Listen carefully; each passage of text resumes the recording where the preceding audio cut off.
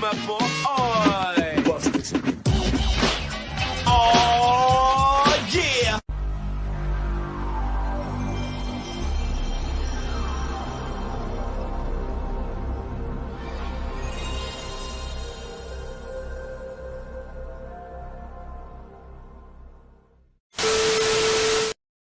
Double, double, double, yeah, babe. I love chicken. See, that's messed up, man. Talking about my own race like that.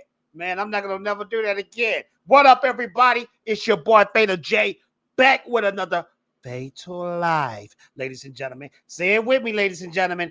Fatal Live. When you say Fatal Live, that's how you're supposed to say it.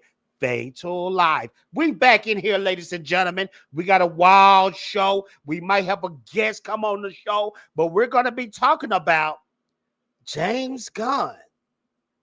The more that you talk, sir, you make people hate you. You know what I mean? So we're going to be talking about that.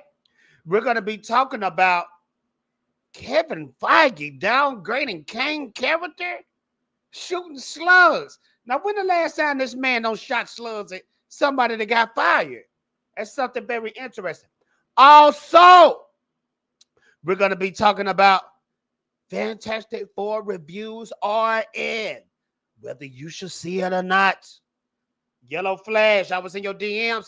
You spoiled that ending for me, sir. I don't care if it's slop. I want to see if it's slop for myself. Now, before we let my guest in the back, got some people up in here. We got Derby up in here. What up, Derby? Make sure to smash that like button. We got Brother Man up in here. Brother Man, what up, sir? Glad you here. And let's bring our guest in the back. Prime. Prime, what up, man? What's up, man? How you doing? Doing good, brother. Doing good. What's on your mind, man? Oh, nothing. I'm just ready for the conversation. Okay. Well, this is how we gonna start things off. Did you see what James Gunn had to say about the comic book fans and their issues with Jor-El in the Superman movie? No, I really didn't. I didn't see it. I just Hey, saw we gonna speak on that, but Prime. Now, man, you've been having like this online beef. It ain't really a beef, man. We just do this. But Superman 2025. What are your thoughts on that movie? I mean, I like the movie. I like the film. Yeah. I mean, I'll say like this: a lot of people can't compartmentalize, on which one everybody is just comparing it to everything. I mean, the movie is fine for itself.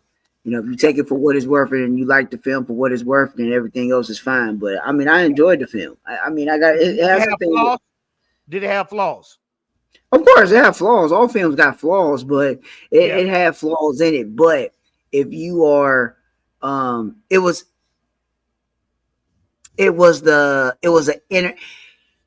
how can I explain it? It was an entertaining film. If you're going in and you already got a mindset to already bash it or to nitpick on every single thing, you're not going to enjoy it. That was what a lot of people's problem was. They was ready to bash it before they even saw it. Right. Right. What up, Sandro? Sandro said, let's start the night with a quote from Mark's latest video. Get in the comment section and kiss my ass. Never change, Mark. Mark said that? Okay, I'm going to have to watch this video. Is James Gunn delusional or smoke something to mess this mind up? We're going to watch this video real quick, Prime, because I feel like when it comes to Superman, and you're a comic head like me, it's two people that really shape Superman life. It's Jor-El and it's Mark Kent. Especially Park Kent, because Park Kent is usually the ones that's usually giving him the lessons. But people say, how's it Jor-El when he died? Well, Jor-El, if you know the lore, he got recordings of him teaching Clark who he's supposed to be, teaching Kal-El what he's supposed to be. So let's check out this video right here, and then we're going to comment on it. Right. Probably you already, is about Jor-El and Lara's message. Is it real? Has it been doctored? Is that the actual How message? can someone not think it's real? I'm just saying. How can someone? I don't understand. Like we did this. So in the test screens, people were like, "Is it real?" You know, with AI, nobody trusts anything. Okay, in the movie, You make a point of saying he said, Mr. Terrific says it's real. "Mr. Terrific says, I know those computer forensics guys. There's no way." That's Mr. Terrific, smart as guy. Lex Luthor. Then I have. So people who haven't seen the movie yet, and I'm pretty sure everybody's seen the movie so far, what they're talking about is in the Superman 2025 film, in the Fortress of Solitude, you have a recording of Jor-El and his wife, Superman mother and father, and it's a decoded message. It's he talking in Kryptonian. Okay, once they figure out what he's saying, pretty much what Jor-El is saying is the humans ain't pretty much nothing. You a god amongst ants. Now, Prime, how did you feel about that? Because usually Jor-El is the mentor. I mean, I'll put it to you like this. It didn't bother me because I knew it had it was some part of comic lore. It was part of comic lore. Yeah. But it was something that was very rare that a lot of people really didn't know. I know the story. I know which book it was because I read it. I actually put it out there and let everybody know what it was. But but a lot of people, they disregard it because they would say, well, just because it's in comic, that don't mean it's necessarily good for it to be out on a film or to use that. Well, if people actually, again, like I said, if you just watch it for what it is, you may not like it, but you actually understand on how it actually does go in with the actual story. Yeah. This is how the people turn on This is how the people turn on Superman because of it. Right, because they're looking at thinking that, well, he is like that. If that's what your parents sent you here to do, then what is your true motive of actually being here? And they justify for that. You know what I mean? Right, and they justify. Now, I'm going to look at it is that we don't know until we get another film, or we might find out in Peacemaker or something like that. It might be in something. It could be in Lanterns. It could be in something completely different, where we might find that, or it might be in Supergirl the movie. We don't know. Yeah. We might find out. You know what, Prime? That's a very good point. Because when I watched that scene, I kind of felt weird, Jor-El being on that type of level. But then I started thinking, like you, I said, this can't be all of it. No, it's not. It can't be. Yeah. Now the question was, with it being deciphered, we know that the actual Kryptonian robots, they could not link up to the system to decipher it. But since the engineer, since she was some type of organic, what's the thing I want to say? She was more she like cybernetic. I know what you're talking about. Cybernetic. Oh yes, she was more organically a cybernetic organic organism. What they nanites and stuff, nanites. Right, something like that. And she actually got into the system and really could decipher the encrypted message that was actually messed up with it as a whole. So that's probably one part that a lot of people couldn't put their hands on. Yeah. But once I seen it, then I understood what it was. And on top of that, I think that, like you said, the point, Kara probably knows Kryptonian. Cal don't know Kryptonian. He was a baby. Kara may know Kryptonian, so she may know exactly what her aunt and uncle was really about. She know full Kryptonian when it comes to the comics. Right. She know full Kryptonian. So that's what I'm saying. Like, we don't know what can actually be. We don't know what actually will occur from this, because we'll find out in Supergirl. I know for a fact. And you got to think too, Prime. Okay, what's this dude's name? Bradley. That's Bradley, ain't it? You know Bradley. I think his name Bradley. A-list star. I can't see James Gunn giving him 20 seconds in a movie. We gonna see him again. You know what I mean? This cat right here that played Jor-El, Bradley Cooper. Oh, okay. Bro, Bradley Cooper is an A-list star. Yeah. That chick right there, I don't seen her in movies before too. I just can't put my finger on who it is. I have to look later on, but I don't seen her before. Matter of fact, I don't seen her in some DC movies. Let me look it up real quick. Yeah, because I would tell you, it's going to be a lot of stuff that's going to be in Supergirl. Supergirl is going to be the film that's going to be, it's going to be edgy. I'm going to tell you that right now. It's going to be edgy as hell. I don't think it's going to be PG-13. I think Supergirl going to be rated R. I really think that. And you got to think, bro, it's going to be hard because you got your boy in there. He going to be co-starring in that joint. Jason Momoa. Yeah, he going to be Lobo. He going to be Lobo. Yeah, I think it's going to be R, or it's going to be at the tip of rated R. They're probably going to stretch that PG-13 so far. And she ain't going to be no good at two shoes either. Oh, no. That's why I'm saying people think Kara, I don't want to get off the subject and go into the Supergirl, but people don't understand Kara. If people really want to know who's stronger, is it Kara or Cal? We understand Cal is strong, but Kara basically do a lot of her stuff off of emotion. Oh, okay. I seen this chick in Westworld. You ever seen Westworld with those robots? Yeah, I seen it. Yeah, I don't seen her before. I knew she was a big star. Yeah, I remember her from Westworld. But yeah, you're exactly right. But some people felt some type of way. Let's see what the chat saying real quick. I feel like James Gunn would do a TV series about Krypton in the history, just like he doing. Well, like Prime said, we're gonna get all that next year with the Supergirl movie.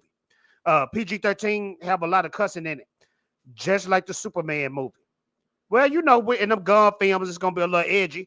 But let's finish watching this video right here. Maury, the Secretary of Defense, say, I think whatever you think about Luthor, but it's real. And then the clincher is that Gurkos and Lex are walking together. Right. And, you know, Gurkos says, you doctored a message. This is great. And Lex says, it's not a message. It's not doctored. Right. It's real. And who thought his own parents? See what was real weird, too? In the beginning, I thought maybe Lex doctored it, too. I thought he doctored it. But that was real, though. It's like what is okay. I was like you in the beginning, Brian. I was expecting this to be a Donner copy, but James Gunn was really trying to put his own stamp on this movie. He was trying to make it look as different as possible. And I can honestly say, after watching the Reeves joint, the Superman Return joint, the Man of Steel joint, this joint is different. Yeah, it's different. And you know what? I'm glad you brought that up because, ladies and gentlemen, just like Fatal said, if you literally go back, all you gotta do is just watch 4 Superman films. All you gotta do is watch 4. You ain't gotta watch Superman Returns. You don't. That's pretty much a pretty copy of Reeves. Pretty much. It just ain't got a lot in it.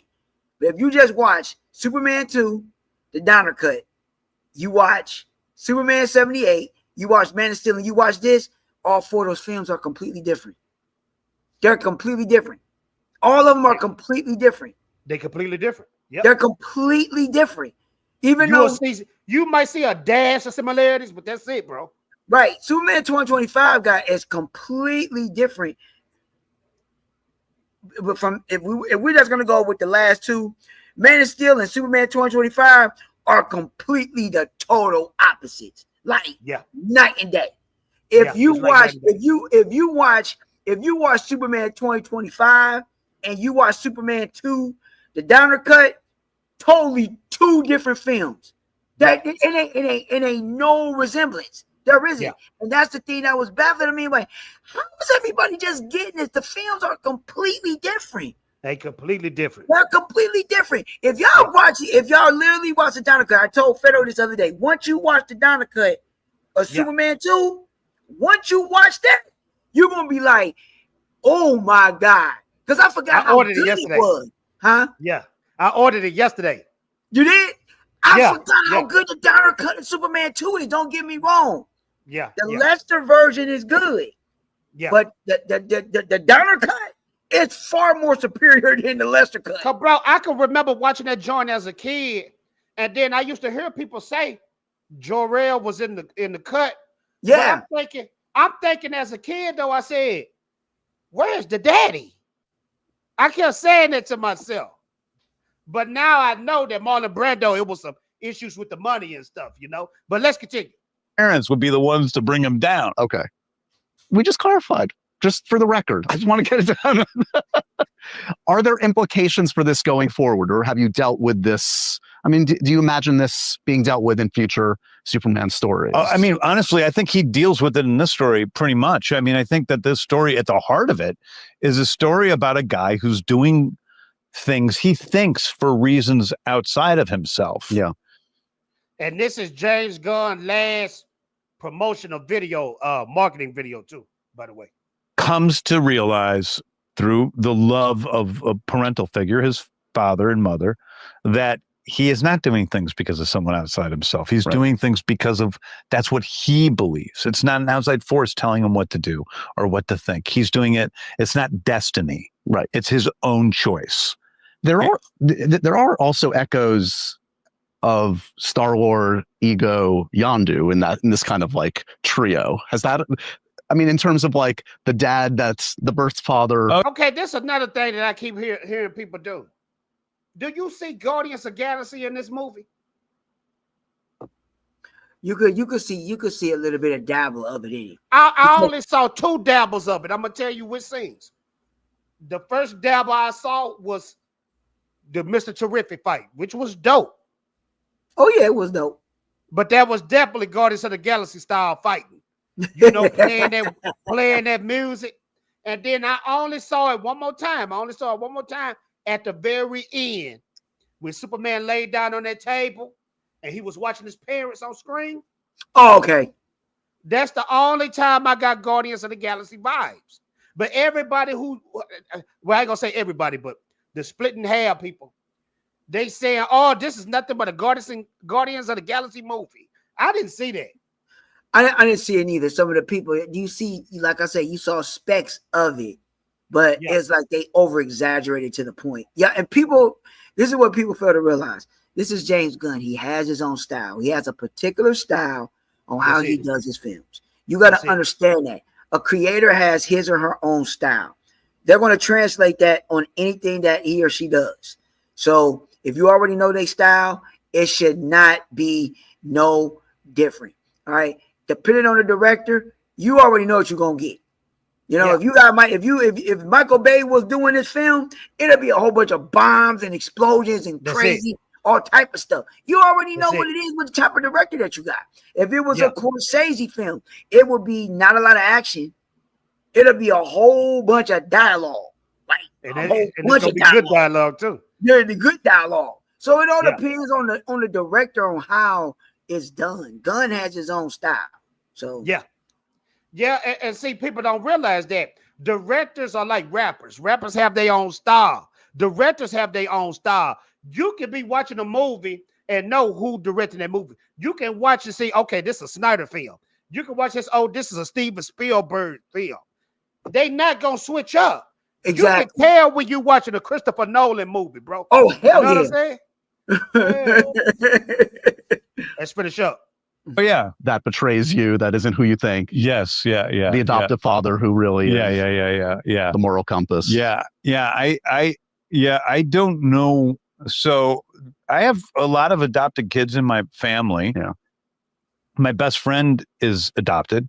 A few of my best friends are adopted. I don't know why it is that those themes speak to me, but they do. So we've talked a little bit about some changes in the process of test script.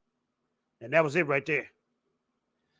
This is another news that came out with James Gunn and Jor-El. I'm gonna read it real quick.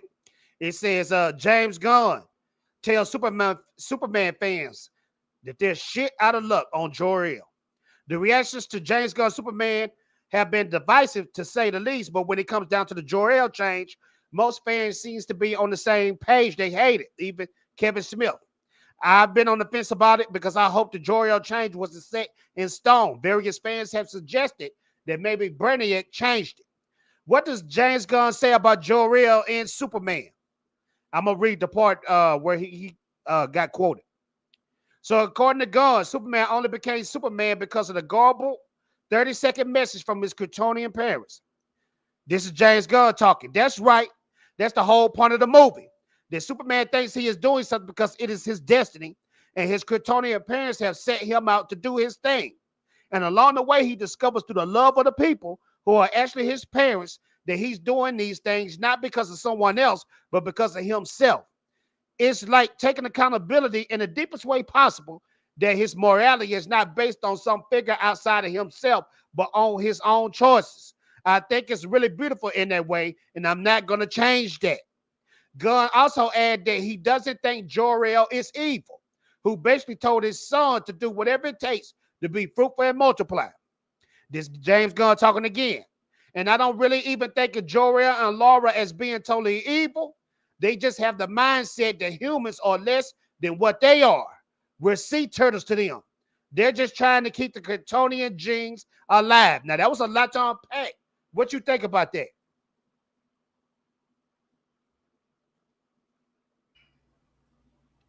That was a lot to unpack, Brian. What you think? It wasn't hard to. It wasn't hard. It wasn't hard because me personally, I pretty much know what was coming down the pipe.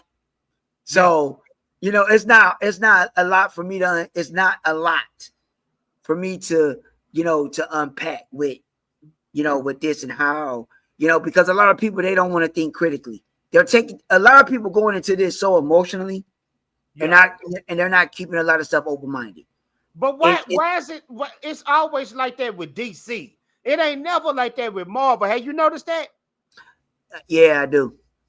Yeah, I do. Why is that though? I'm talking about, you can take it all the way back. Let's take it back to Snyder. I can remember people went nuts. I mean, they was mad that Ben Affleck was going to be Batman. You remember that? Yeah, I do. They were pissed. They were pissed, bro. They were pissed. But again, it's when you, because you got to remember, people get set in their ways on something.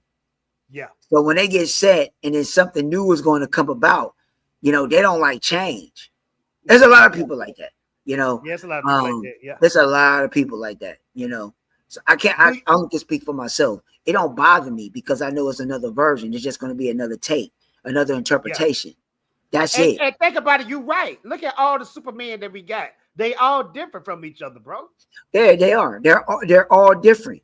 And you have the right to pick which one that you believe is the best one in your subjective opinion. It's nothing wrong with that. I don't knock down people on who you think is the right one. Again, it depends on your generation.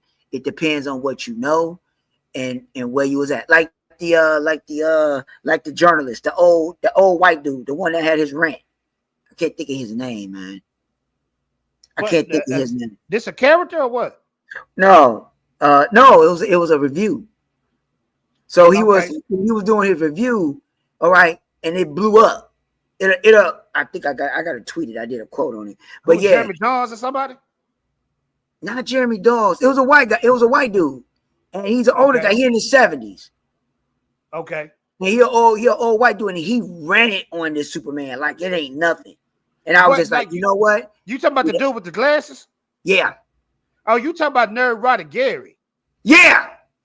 Well, I mean, them dudes, that's what they do. They hate. That's what they do. Well, no. If you really listen to what he was saying, and what I specified and told a lot of people, what was that? He is stuck in his he's stuck in the Christopher Reeve era. No, he's stuck in his era. He's 70 years old. So you got to remember, that's what I'm saying. That's what I'm saying. He's with George Reeves. George Reeves. That's what I'm saying. Right. Oh, yeah. He more so Reeves though. Yeah. Because think about this, at the end of Superman 2, what did Reeves Superman do to the White House building? What was he carrying? You remember that? Yeah, he was carrying the flag. He was carrying the flag. So in this dude's mind, he's supposed to be American. But a lot of people. But you look at Snyder's, he was just more alien than American. You know what I'm saying? Right, because there's so many interpretations and different versions of the character, and the character has evolved, and a lot of people don't understand. And now, I'm not knocking people if they're not deep into the lore, but a lot of people got to feel to understand is that if you are accustomed to one version of the character, let's just say you only read comics and you read comics, you read anime, and you watch animation films. So you're going to be a little bit more diverse on the character and what it is. Now, if you're a person that only watch pop culture, which is only shows and movies, you might not be so diverse understanding what is so different. Because a lot of people, just the thing, when people get mad when you talk about injustice, and injustice is an Elseworld story. That's one of the best books DC has ever done. But they don't. Which one is that? Injustice. So Injustice is fire. And right. You know what Injustice is Superman did not hold back. If he right. Didn't hold back. But it's an Elseworld story, and people trip out about that story or whatever.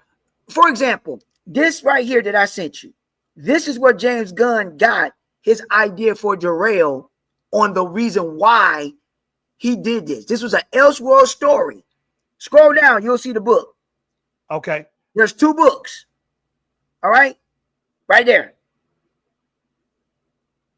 Okay. So that's one. So if you read the paragraph and you hold it or anything, I break it down and tell you what the story is about. It's fire. But that's where Gunn got the idea from. Yeah.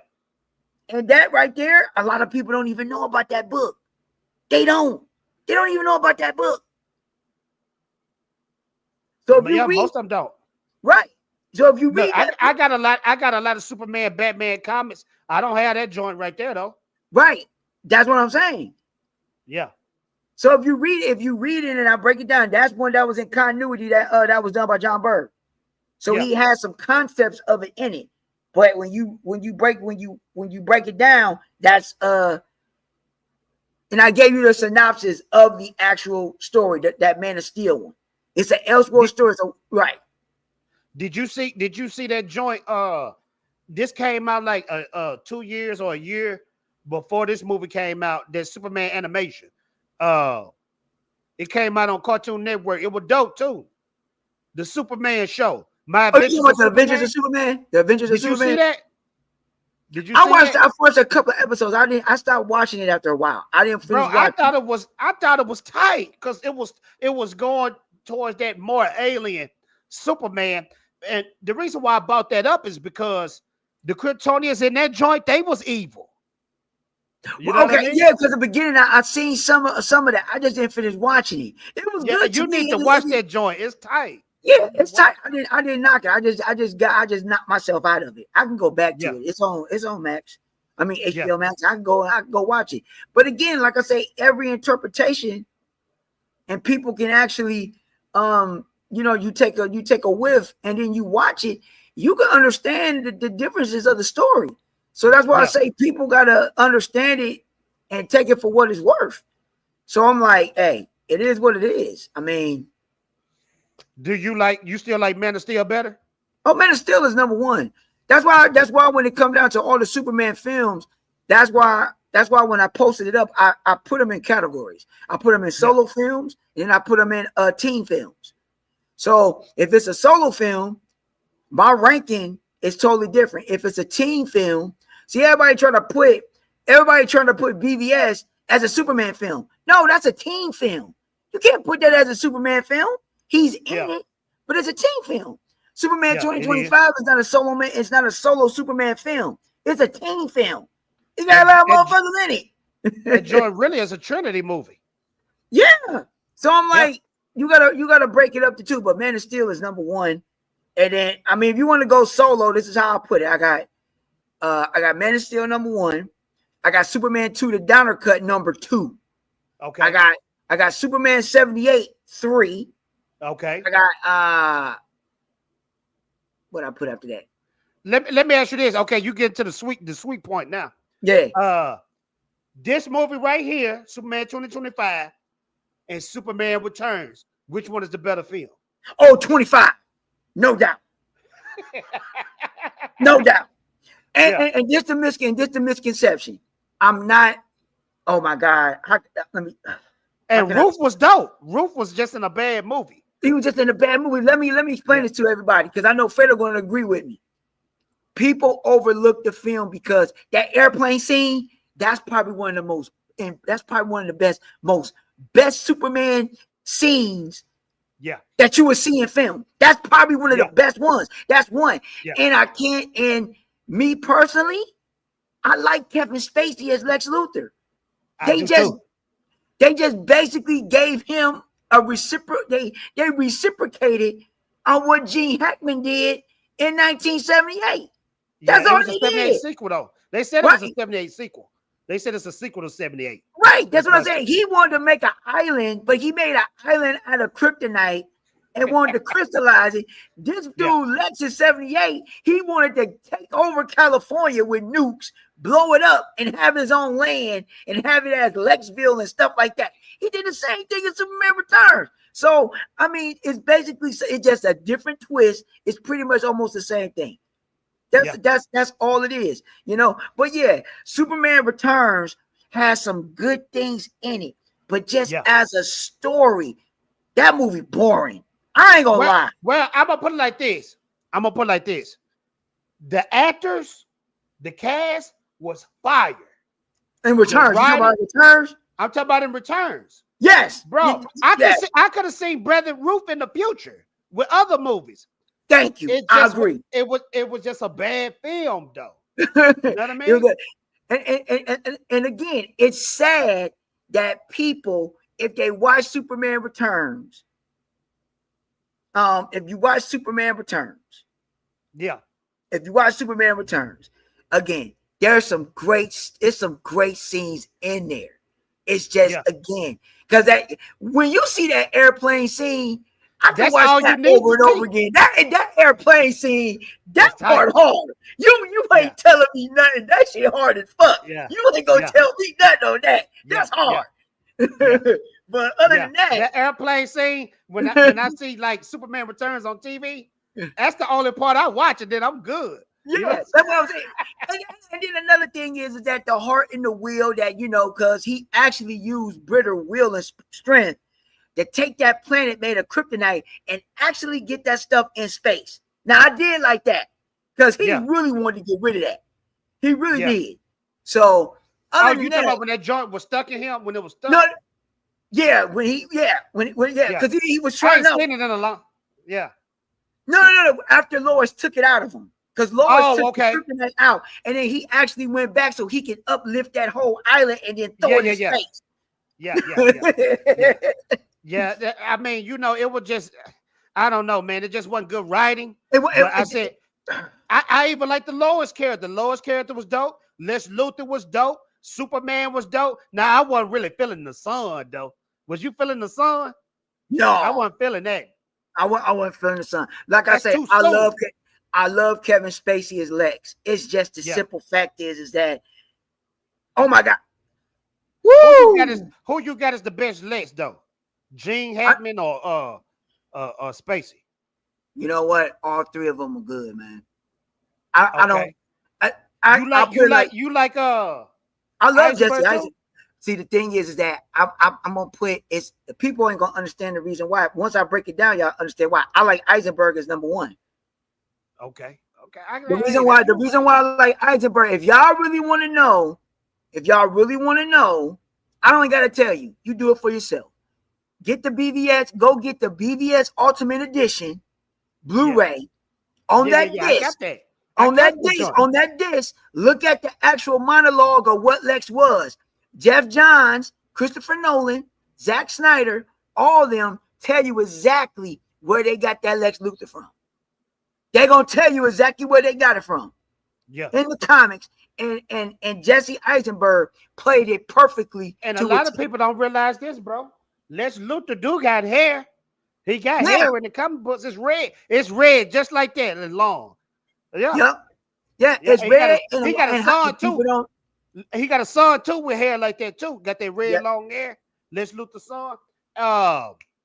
Yeah, Eisenberg was tight. What you think about Nicholas Hoult? I thought Nicholas Hoult was tight. That's what I said. All 4 of them that played Lex, they did a good job. I don't have a problem with none of them. They all did good. But if I had to rank them, from 1 through 4, wow. Yeah, bro. That's hard, bro. Who will be rank your 4 Lex Luthor, bro? If somebody were gonna give you 100,000 right now to rank all 4 Lex Luthor, how would you rank it? Wow. Okay, I'm gonna put it to you like this. Boy was hard too. That was in Smallville. You ever see Small? Yeah, him too. That's what I'm saying. Every single guy that played Lex Luthor. Every single guy. Hey, the dude that played Lex Luthor in the CW was cold. Yeah, that's what I'm saying. And there ain't never really been a bad Lex. So that's what I'm saying. But if you just gotta go with the films, if we're just going with the films, I'm not going with Lois and Clark and Smallville and I'm not going, or even with did I say Lois and Clark? Lois and Clark and but let's go with the film though. I'm just going with the films. Yeah, just the film. If I had to go with the films, if I had to pick oh man, this is so fucking hard because I like Jesse so much. But let's get real. I would have to pick. Who you got? I like Eisenberg first, Gene Hackman second. I gotta go with Hope third, and I gotta go with Spacey fourth. And the only reason why I'm putting Spacey fourth because he's just a regurgitation of Hackman. But if you got to go by the look, if you want to go with the best look, it's gonna be Spacey. Because Spacey look like Lex with the attitude and stuff to a T. Yeah, I'm gonna put it like this, bro. Out of all just pure acting, because I seen the other films too, bro. Spacey is the top, bro. Who? Spacey. That's what I'm saying. It's hard because they all good. You ever seen this movie called American Beauty? You ever seen that movie with Kevin Feige? I probably seen it. I just didn't know about the name. That's one of the coldest movies ever made, bro. And Kevin Spacey, boy, he did his thing. And I love Kevin Spacey. Bro, I think if they gave Kevin Spacey, like if they put him in the BBS world, bro, he would have killed it, bro. I can't pick though. Because Gene Hackman is legendary. Yeah. Because Eisenberg low on the list for me. Nicholas See, you want to know, but I'm saying is, but you gotta look, but this the thing. You gotta look at the perspective of what Eisenberg's Lex was. You gotta remember that Lex, he was smart as hell. He was what's the word I'm trying to think? You think what take me out? I'm gonna tell you what take me out of it. Okay, he young looking, but that's how he's supposed to be. Yeah, that's why Eisenberg was picked. When you watch them, how they explain when Jeff Johns and Zack Snyder and them explain it. When Zack, Nolan, Johns, and what's the other guy that's in there in the breakdown of the documentary and all the comics that they use? Oh, Goyer. When you see all of them and they telling you, they break it down, and it's like I guess what I'm thinking Lex. When I'm thinking Lex, I'm thinking this Lex. Right, because that's what everybody's so accustomed to. And when they did the characters, when they first started doing the characters, they took source material from all books. Yeah. They took all source material from all books that a lot of people didn't know. Because a lot of people know about Birthright. People knew about Birthright, but they didn't understand the inspiration. They took books from the Lex Luthor book. Yeah. And that's what they do. That's what the movies do. They don't take from one book either. They take from a whole bunch. Because I was thinking Gunn was going to adapt All-Star Superman, but he really didn't. You know what? Actually, he did. That's why he weak. He took that version of Cal from All-Star Superman. Because remember, in All-Star Superman, he was losing his powers. He was getting weak. But see, by the end of that book, he didn't have no powers. Right. He had to put that That's what suit he on. that's what he was trying to get to. And Yeah. that's what I'm saying. Oh Yeah. man. I mean, he did it a little bit when the Metamorpho was messing with him, but I don't know. It was a It's good just- film though. But let's read this right here. So it say James Gunn said American Backlash hurt Superman, but box office history says otherwise. Trump's fault. James No. Gunn offers an explanation for why his Superman reboot is connecting globally, and according to him, it's not the movie's fault. The Superman box office is currently skewing at 58% domestic, which is a bad sign, since big budget films usually rely more on international markets to be a success. What does James Gunn say about the Superman international box office? Speaking with Rolling Stone, Gunn acknowledged the underwhelming international performance, but pointing out to outside factors, including global possession of the U.S. Now, here we go. Mhm. I read Superman this. is not, now this Gunn talking. Superman Yep. is not a known commodity in some places. He is not a big known superhero in some places like Batman is. That affects things. And it also affects things that we have a certain amount of anti-American sentiment around the world right now. It isn't really helping us. I don't think that's true, bro. Because It's look not. at Captain America. But I'm gonna tell you the reason why it's not working over in the international market, especially in the Asian market. Yeah. So the reason why in the Asian market because they are not they don't gravitate to that particular style of characters. A lot of the Asian market, they got turned off by the Trunks. They don't like them. They think he's juvenile. I'm being dead serious because I have people that's in the Asian market. Yeah. That's over there in the Asian market. They don't like the super. They don't care for that, and because of the style, they didn't care for that. Yeah. So it wasn't interesting for them. It didn't Yeah. intrigue them. It wasn't interesting for them at all. And you know So- what's cool about the Trunks? This is my thing. I like the suit, but I don't like the Trunks. Right, and that's what And I'm this is the saying. thing about it. James Gunn should have stood on his heel because you know that wasn't James Gunn's move to do the Trunks. I found that out in the interview. Actually, it was two. It was him because remember that he did that poll. First of all, he did. I know. Corn Sweat wanted him to do it. Corn Sweat was the one. Wanted him to do it. James Gunn said on the interview. I watched the interview. James Gunn said he did 1 million suits. Okay, concepts arts. He said the Trunks wasn't working for him. He said, I'm going to do no Trunks. Then he asked David Cornsway. He said, David, he said, what you think? Trunks or no Trunks? Cornsway said, I want Trunks because I want people to feel comfortable around me. And James Gunn said, okay, I'm going to go with the Trunks. That was stupid. That was stupid because that's what I'm saying. So even with that, Gunn should have stayed with his own man. Remember what I told you. Yeah. All right. I said this. I'm not going to say it. Hey, real quick, not to cut you off, real quick. Because James Gunn said he went to Snyder. And he said, Snyder, he said, should I do Trunks or no Trunks?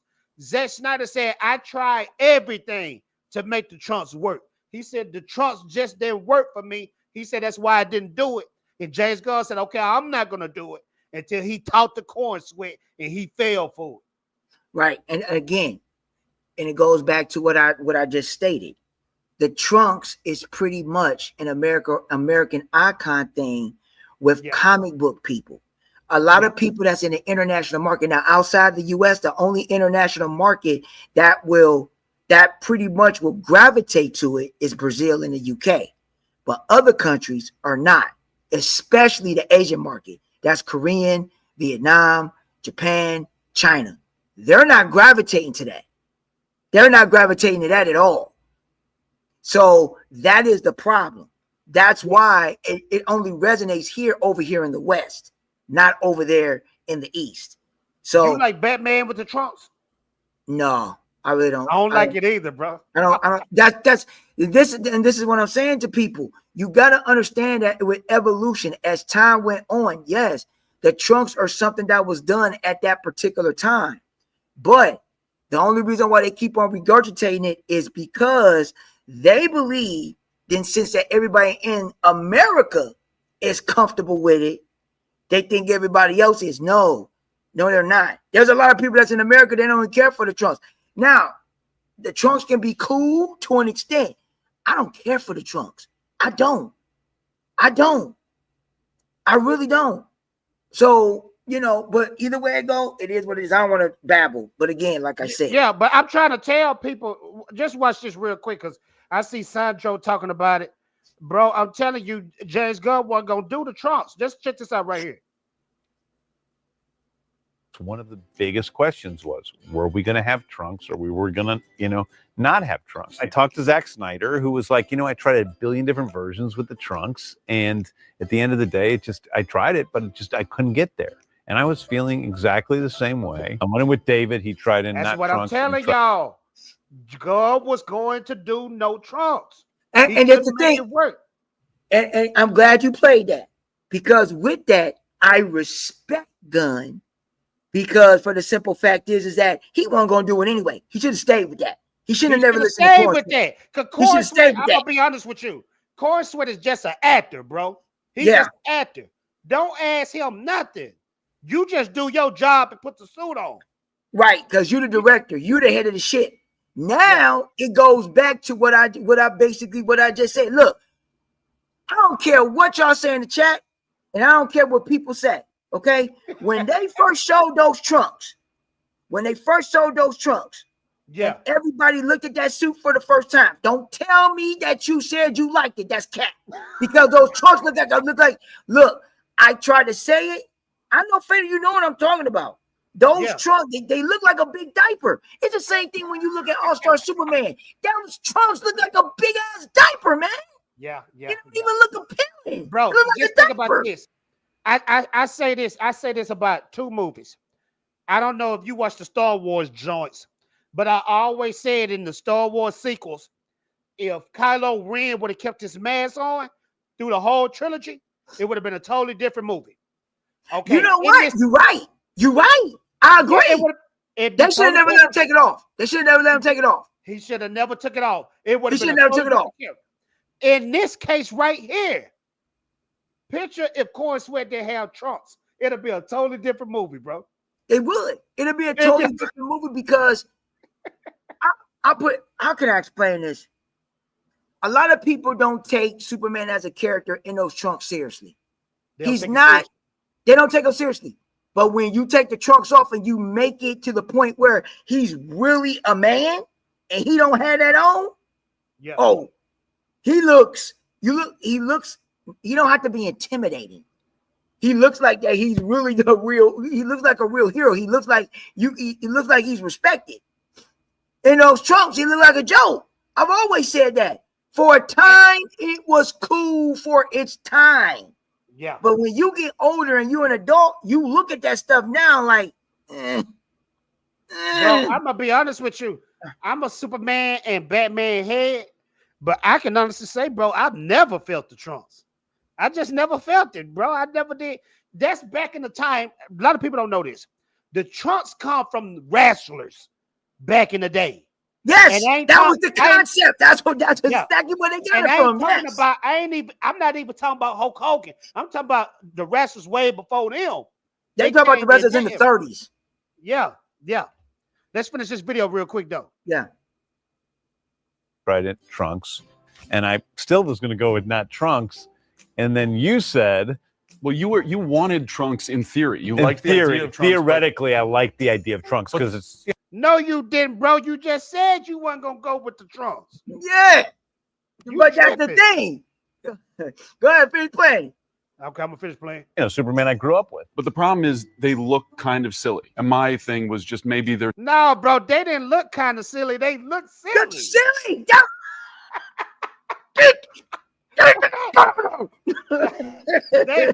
David, he shouldn't have never asked him that, bro. Supposed to look a little silly. Maybe the reason he wears them is to look a little silly, basically to undermine how powerful he really is. Bro, I could have mined the Kingdom Come S, but the trunks messed the whole suit up. See, right now, I never seen this interview right now, and right now I want to slap him. And see, this should end all that Snyder Cut stupidity too. Because James Gunn went to Zack Snyder for advice. Like for advice. Talking about it. They I like beefing. this. They ain't beefing.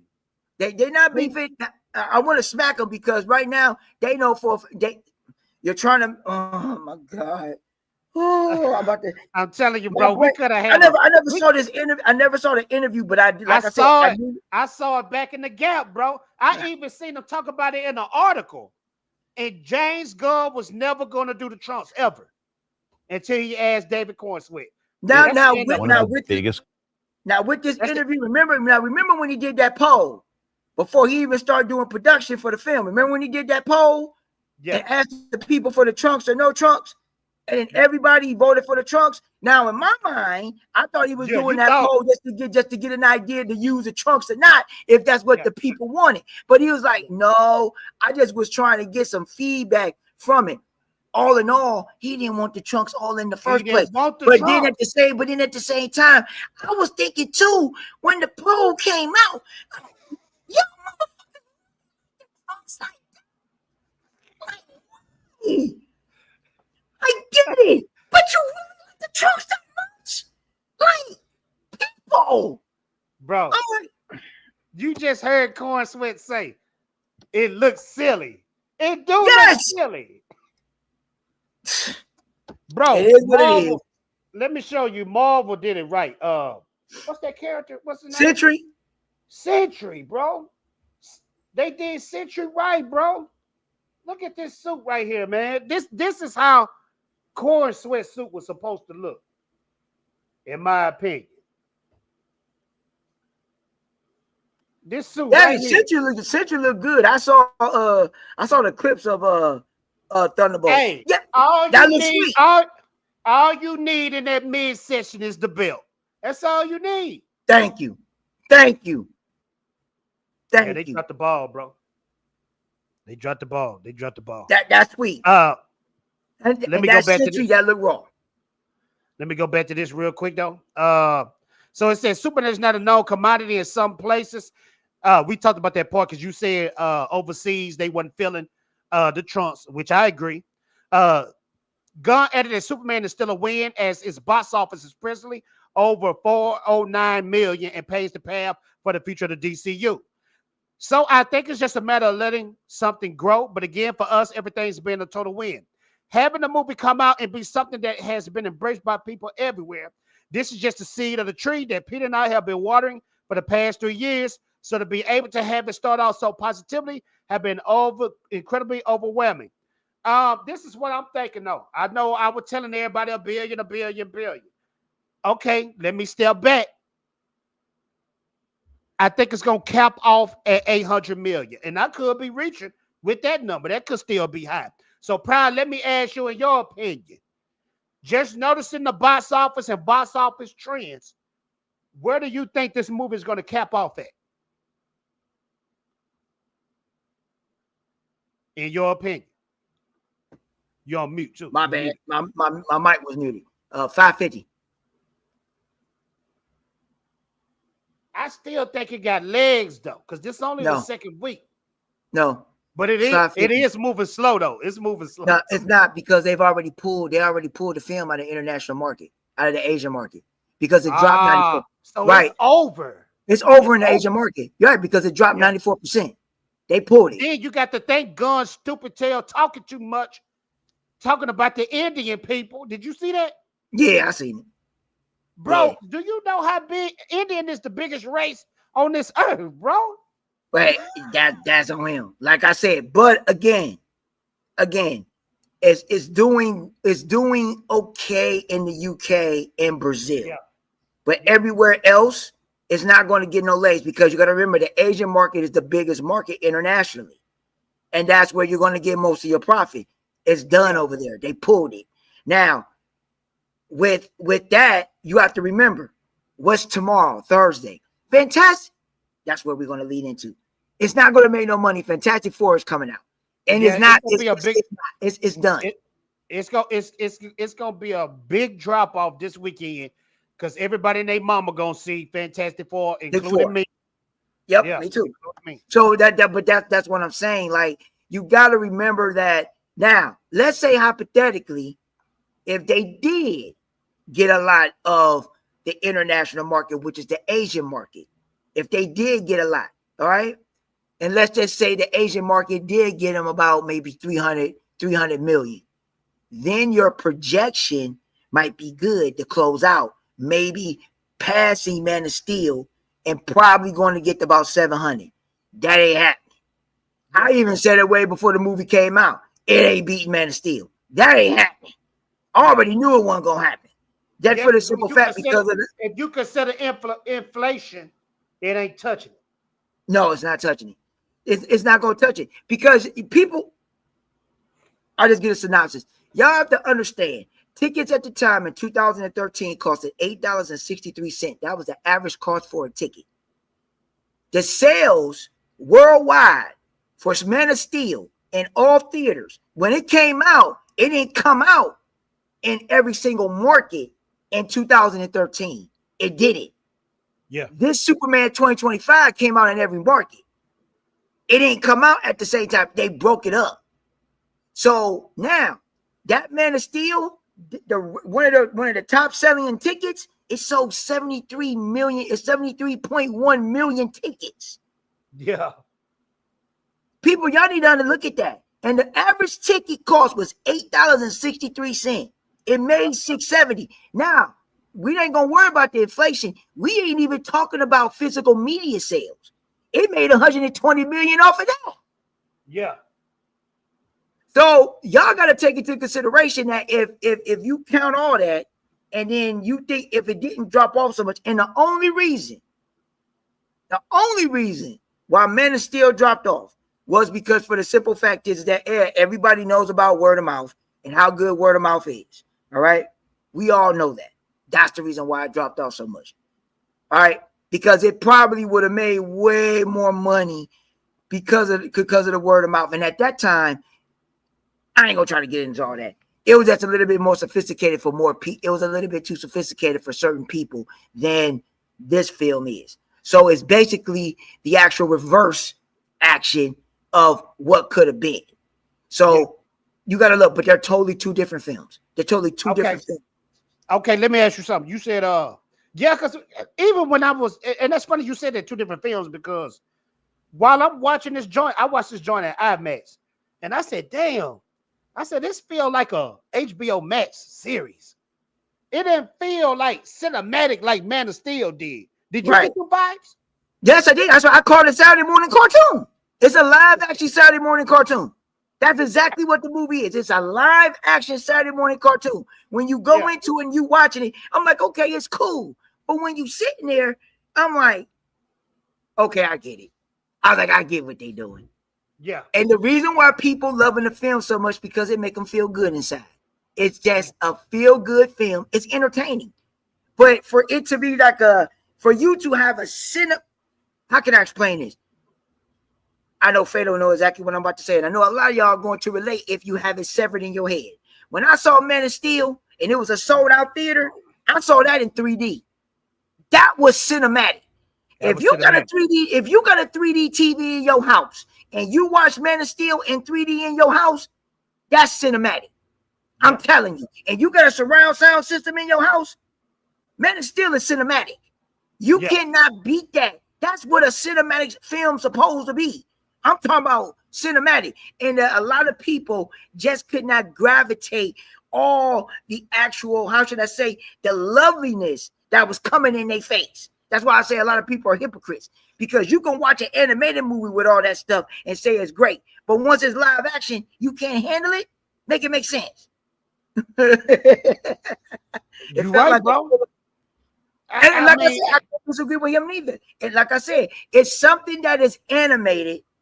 Yeah. It's something that's animated. It's just in live action. And it's the same thing that you said. When you first told me after you saw it, before the night I saw it, it's like it was a live action. It wasn't a Saturday morning cartoon. You said it's straight out of a comic book. It's just straight out of a damn comic book. Straight out of a comic book. Yep. And I mean, that's cool, you know. But when I rank them all, it's like you said, bro. I love the Reeves, but Zach killed it, bro. Zach killed you can't. That's what I'm saying. You can't. And it's like, and it's okay, ladies and gentlemen, to like all the ones. All the Superman films that's there, I enjoy them all. Superman 4 is the worst. But bro, peep this though. You got Jor-El going in on the intro, bro. It ain't Jor-El just talking.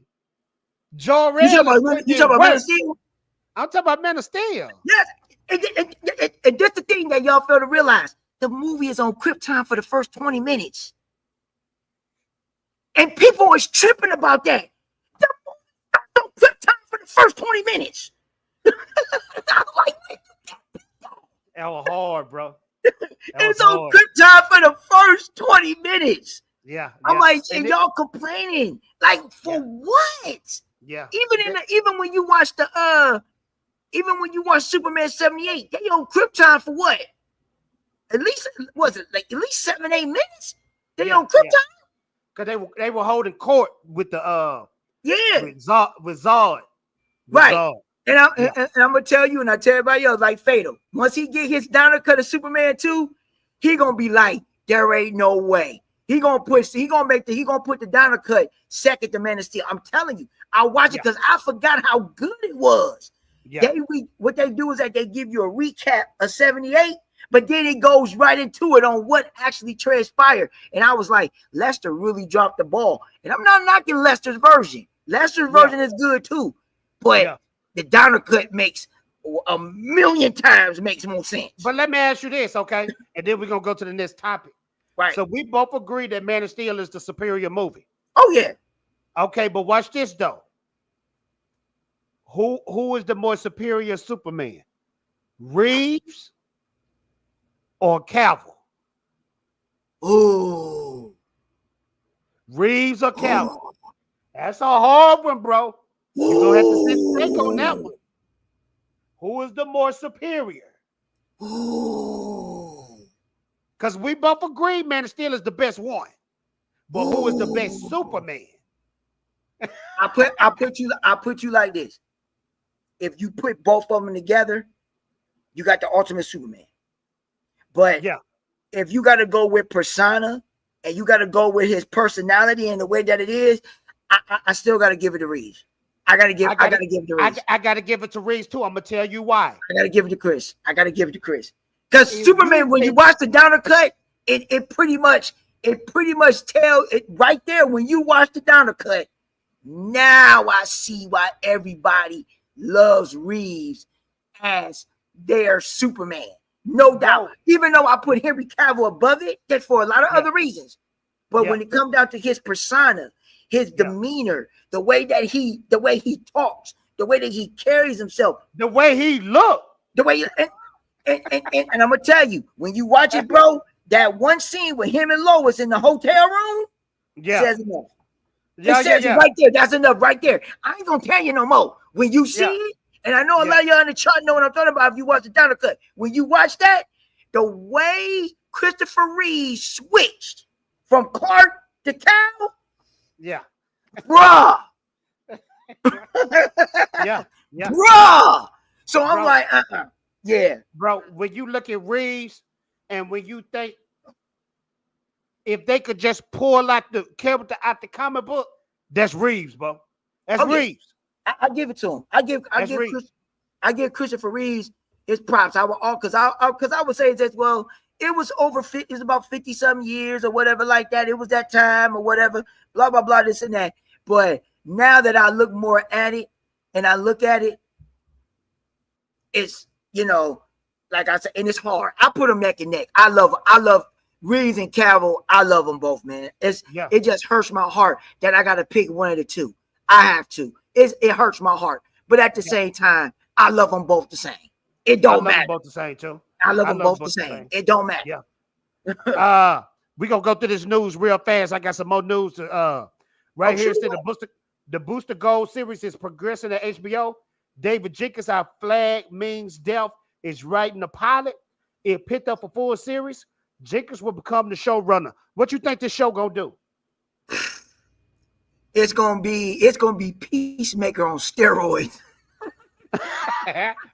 You right about that, bro. That's what it's gonna be, because Booster Gold is just a silly asshole. That's all he is.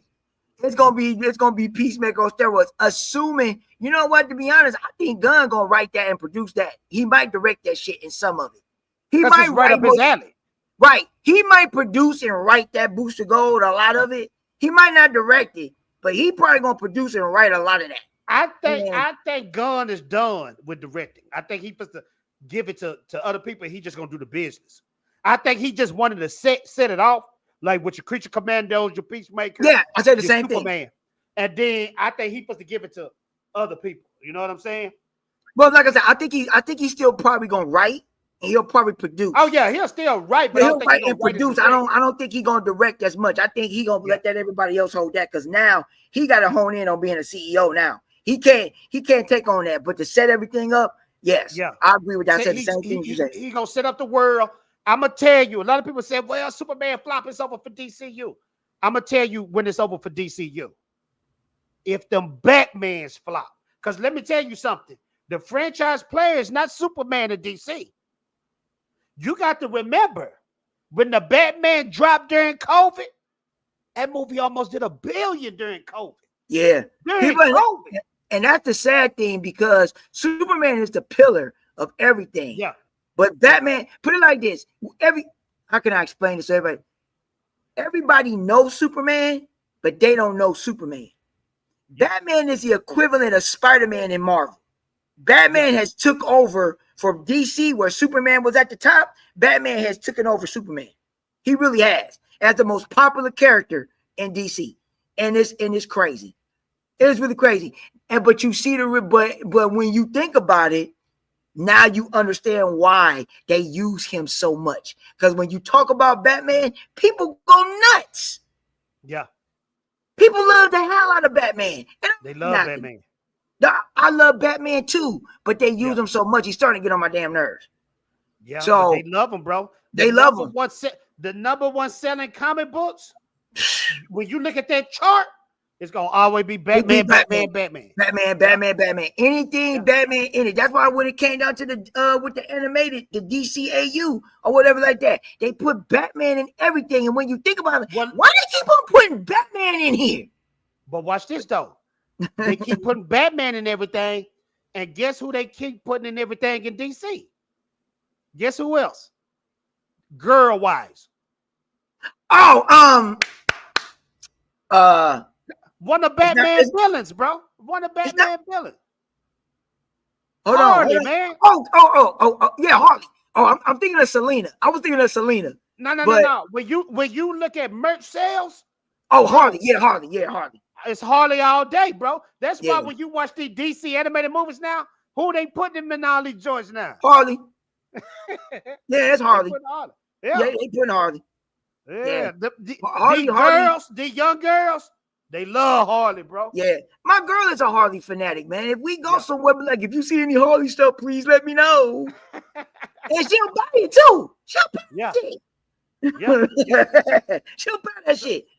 So I tell everybody, I said if those two Batman movie flops, then that's when you can say it's over for the DCU. But if them movies make bank, the DCU gonna keep going. You know what? I'm going to agree with you, but I'm also going to say this too. That Supergirl film, I will tell you, we'll get to that. Just go to that. We'll get to that topic in a second. I'll break that down. You a big Predator fan, bro? Oh yeah. Did you see this? No, I seen the trailer. I just didn't see the show yet. I didn't see it. This is tight, bro. Watch this joint right here. This is tight.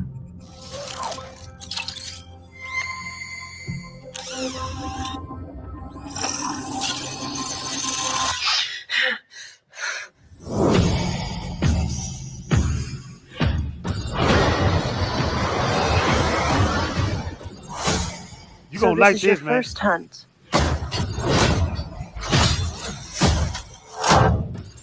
And you've come to the most dangerous planet in the universe.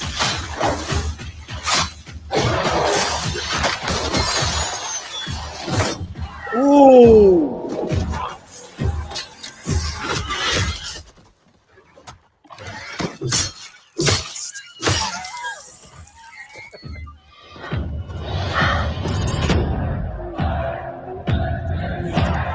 You're after a creature that can't be killed.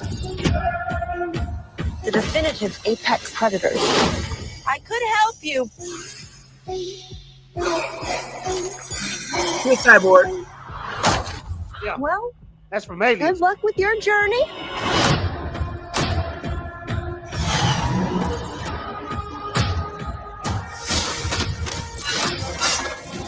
Here, you're not the predator.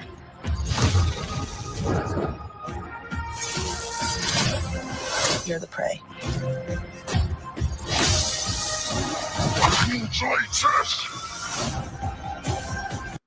Now that's what did it for me, bro. When the last time you heard a predator talk? Bro, I'm gonna take it back because you might have missed it. No, I didn't mention it. Like, this nigga talk. He talked, bro. That's hard, bro. Let me go back.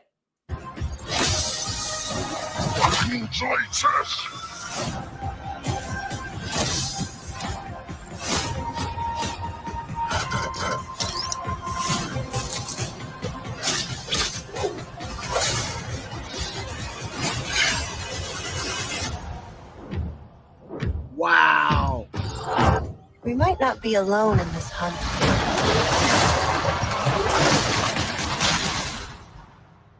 And see, and Oh this yeah, is that's a day one. That's a day one. they- I'm definitely signing. I'm definitely watching that. When that come out? yeah, I know it's gonna come out later this year. November 7th. Oh yeah, Yeah. I'm at the theater. We're there. I'm gonna show you something you might have missed too. You missed this part. Watch this. Oh, I saw it. Yeah, I saw yeah. the Wayland stuff. I saw all the Wayland stuff in there. Now you didn't see this part though. Where you recognize that skull from? It was from Predator 2. Ain't that the No, it ain't. No, it ain't. I'm supposed to tell you where that come from. I'm gonna give you a clue. Will Smith. Stop it. Yeah. Yeah. Bro, Disney just bought the Predator franchise and they bought Independence Day franchise. That's the Independence Day alien, bro. But you know what, they got the long heads? That's the Yeah, I know. Independence Day alien. Bro, they supposed to step it up, bro. Oh, get the hell out of here. Yeah, man. Yeah, man. That's gonna nice. be a cool. That's Yeah, nice. awesome. That's Bro, nice. That's nice. what got me is when I saw him with the gun, because usually Predators don't carry guns, and then he talked. I said, "Oh yeah, I'll be there day one." Oh yeah, that's day one. They've been doing good. Like I said, they've been doing good with the Predator stuff ever since Prey came out. You know, and you know what? And then I watched a couple of months ago. I watched The Predator because I didn't really dabble into it because I said, and I watched it. That was pretty good for what it was worth. Which one you see? The Predator. When they got teleported to that dimension, and it was those predators and stuff like that, and they got that one. And I was like, okay. I'm gonna tell you which one you need to see ASAP. Did you see Prey? Yeah, that's what I said. Prey. Because I thought you said Predators. No, I said Prey. I said I said they did Prey, but this movie has a little bit of stuff from the Predator. That's from the Prey. Yeah, Prey was tight. And I'm saying they've been doing Prey good. Was tight with the Indians. That was tight. Yes. Yeah, and then you can tell it's gonna be a Prey too. Cause remember on those drawings, those Indian drawings, they were coming back together. It's a lot, man. It's a lot that they doing. But I like that because these franchises like Star Wars and all this stuff is going under. But that Predator, they stepping it up with these movies, bro. Yeah, they are. I think I'll put it to you like this. I like Star Wars. I think Star Wars is done until they decide it's done. I think a lot of people that are Star Wars fans, y'all probably don't want to hear this crap from me, and that's fine. I get it. But I'm looking at the writing on the wall. I think Feder's going to agree with me. I think if Disney decide to go in and they want to fix Star Wars and they really want to start to adapting stories, they need to really, really start going into the actual book lore, or they can actually go like what was that game, the Star Wars game that they did? Damn, what was that? One of the games. No, not that one. It was back in the day. It's one of the one. It's one of the older ones. I'm trying to think one of those games. It's called One Republic. Yep, Republic. Yeah. Yep. Yeah. You got to start doing stuff that's a little bit more edgier, and you Yeah. can really get more into the lore. Like I say, I'm not really deep into the Star Wars lore. I only listen to the Star Wars heads. And like I say, my cousin is a Star Wars fanatic. He even says it too. I'm just going by what he told me. He basically says that if they go with those books and they dabble in those books, they can get some stories out of those books. Because right now they'll never do it. They messed up the actual canon of the actual universe so bad it don't even make a difference. Well, that's like with the DC and with the Marvel. They don't never go by the comics though, and that's why this stuff is bad. If all you have to do, I'll take you for instance. Remember when Zack Snyder did Watchmen? Yeah. Bro, that was page by page out the By comic page, book. exactly. The only thing that he took out the actual book was the squid, and he gave a reason why he took it out. Yeah. Did you ever see Sin City? Yeah. Page by page. By page by page. and it was hard. You know what I'm saying? I don't know why they don't want to go by the books and comics no more. I don't know why neither, because they got a good, and that's the problem with these studios, because they got a gold mine right there in front of them. They just fail to utilize the source material. You can twist it a little bit, but still use the source material, because the source material is endless. You can utilize it as much as you want, but they choose not to. No, this the cold thing, bro. The source material is good. You can trust the writing because the writing is good. It's the reason why these comic books sell in the millions. Those classics, because they good stories, bro. It ain't just because people bad at the comics. No, people love what's that comic book? The one with Joker with the camera. What's that? Killing Joke. It's a reason why people like the Killing Joke. That's that joint. It's good to some. Me personally, I believe the Killing Joke is overrated. I think it's overrated too. Yeah, it's overrated. It's so overrated, it's ridiculous. Yeah. I think it's because of people's fascination with the Joker is ridiculous. Yeah. And I think what it is, they like the backstory of Joker, and they like the fact that he shot Batgirl and had that camera. You know what right. And like I said, the Killing Joke again got elements on it, but the way they be pushing that story and stuff like that is overrated to me. Yeah. I'm like, y'all, it's overrated, man. It's overrated. To you, what's your favorite Batman story? Ooh, dog, I got so many, man. I got so many. Court of Owls is probably some of my favorites. Bro, that Court of Owls, bro. You know they saying that Patterson might be playing with that. The Court of Owls. Right, but it makes sense though when they dive in that. That's why I'm saying, look, I'm glad you brought that up. Let's dive into that just a tad. People, if y'all don't understand what's going on with this Reeves universe, okay? This is just my belief and speculation on what he's trying to do with that. And this is going to be the problem that it's not going to be a problem. It just depends on how they're going to market it and how they're going to present it. Matt Reeves got a universe for Batman right now. It's undisputably, it's going to be so great. Because why? He set the table with that Penguin series. Do y'all understand? Do y'all understand what that Penguin series is set up, where it's going to translate right into the second movie? Now, you've seen the Court of Owls in the Batman. You've seen them. Yeah. Now, hold on, wait. You forget too. And the Penguin, you saw him. Go back and watch when he went to that judge, when he went in the courthouse. You remember that? Yeah. That's what I'm saying. He got, and that's the thing. The Reeves universe doing the Batman, this is grounded. It is so grounded. It is so realistic. That's why I said, because the thing that makes it so spectacular, and the reason why that Penguin series is going to get a lot of Emmys, and the reason why it's so spectacular, it's not because Colin Farrell did an excellent job playing Oz. It's not that. It's the writing on how they constructed it, because this dude, and they was doing so much dirt. They was doing so much dirt. And I was thinking during the series, like, what is that? He don't know all this stuff is going But y'all fail to realize It was that good without him though. it was It good. was But good this the without them. thing though. If you go back and watch it, all that stuff transpired within 2 weeks. Bro, that show was so cold. I never thought. You remember the part when he was talking to what was his name? The boy. What's the young boy that was his You talking sidekick? about and I was so Hey, what's this? I know you're talking about I know you're talking about. I know Dang, you're man, talking hold about. on. It's sad what happened Let to me. him. Hey, man, let me hold on. I got it because people ain't gonna know what I'm talking about. Victor. Okay, Vic. Yeah, Vic. bro. Do you know how ruthless Penguin got to be? Now, Victor saved you, bro. He choked Victor. I said, you know what? This is the hardest thing I've seen from DC in years, bro. Right. And it makes sense. And it's the thing too, is like people, if y'all not looking at it, I'm looking at what Reeves is doing with that universe.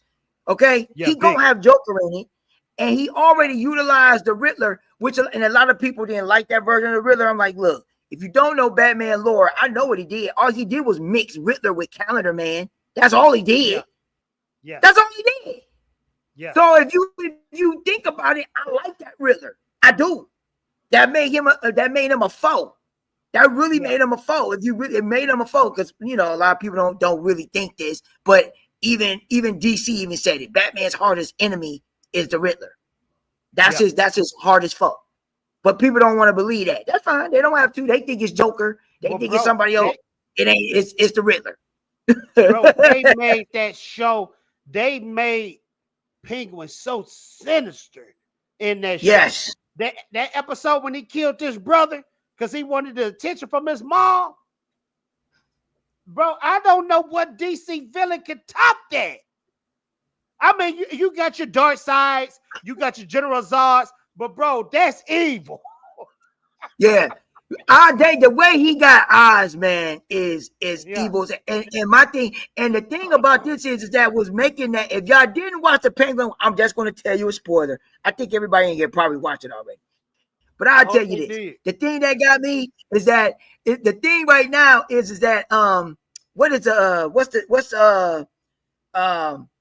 Falcon, not Falcon, what's her, oh my god, her fine ass. Not Selena, Now you talking about Sophia Falcone. Sophia. And now her and Selena gonna link up. That's gonna get interesting. This is going to get interesting. And the thing about it, and what makes it even worse is that now, oh man, that's why I say I can't wait. That's why I say I can't wait. But the thing about it is that I don't want to rush it, because I just want to be good. Because the Batman 2 is going to make $1.5 billion. It's going to make $1 billion. It's going to make $1.5 billion. Off the rip, it's gonna make $1.5 billion. There ain't no way, because the way Penguin ends, you ain't telling me no otherwise, no thing. Everybody going to the theater to go watch it. I tell people this. I said, Penguin was the best promotional for Batman 2. Bro, that was the best promotional. Because now people so hyped from that show. Bro, they gonna come in the droves to go see that Batman 2. And then on top of it, there's people that still ain't watched it. And now that show got nominated for 6 Emmys. Man, that show was cold, bro. It's fire, and it deserves it too. If they don't win at least 3 or half of those Emmys, at least that, something wrong. Because there ain't no way that show ain't gonna win at least 3 or 4 of those Emmys. I tell you, when an actor is cold, I always say this. This is how you know an actor is doing a job, a spectacular job. When you forget that's the actor you watch it. Yeah, because everybody didn't know that was Colin Farrell. They did. They didn't know that was Colin Farrell's eyes, bro. Let's get this last news, and then we're going to end it. Right here it says, Kevin Feige claims Kang wasn't big enough, and Marvel already planned to pivot to Dr. Doom. Bullshit. Now, I called that too. That's what I said too. I said that too. Now watch this. The guy that made X-Men 97. Did you see X-Men 97? Yep.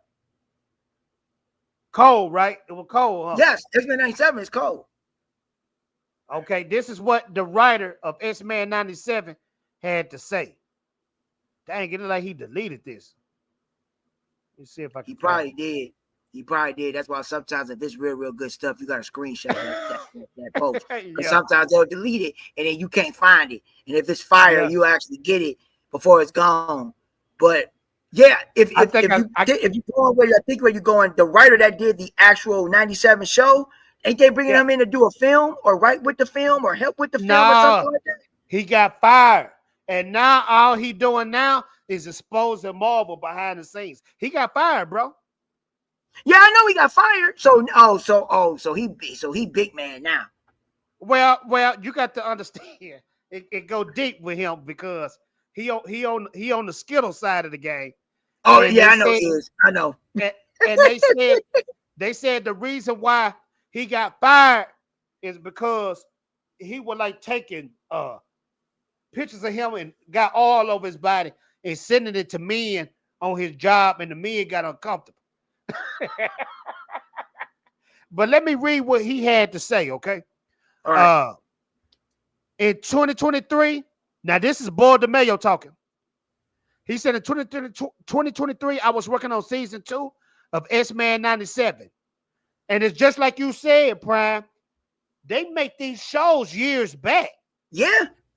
So he was already making season 2. They knew it was going to be that good. I was working on season 2 of X-Men 97, who has Kang in it. So Kang was going to show up in season 2.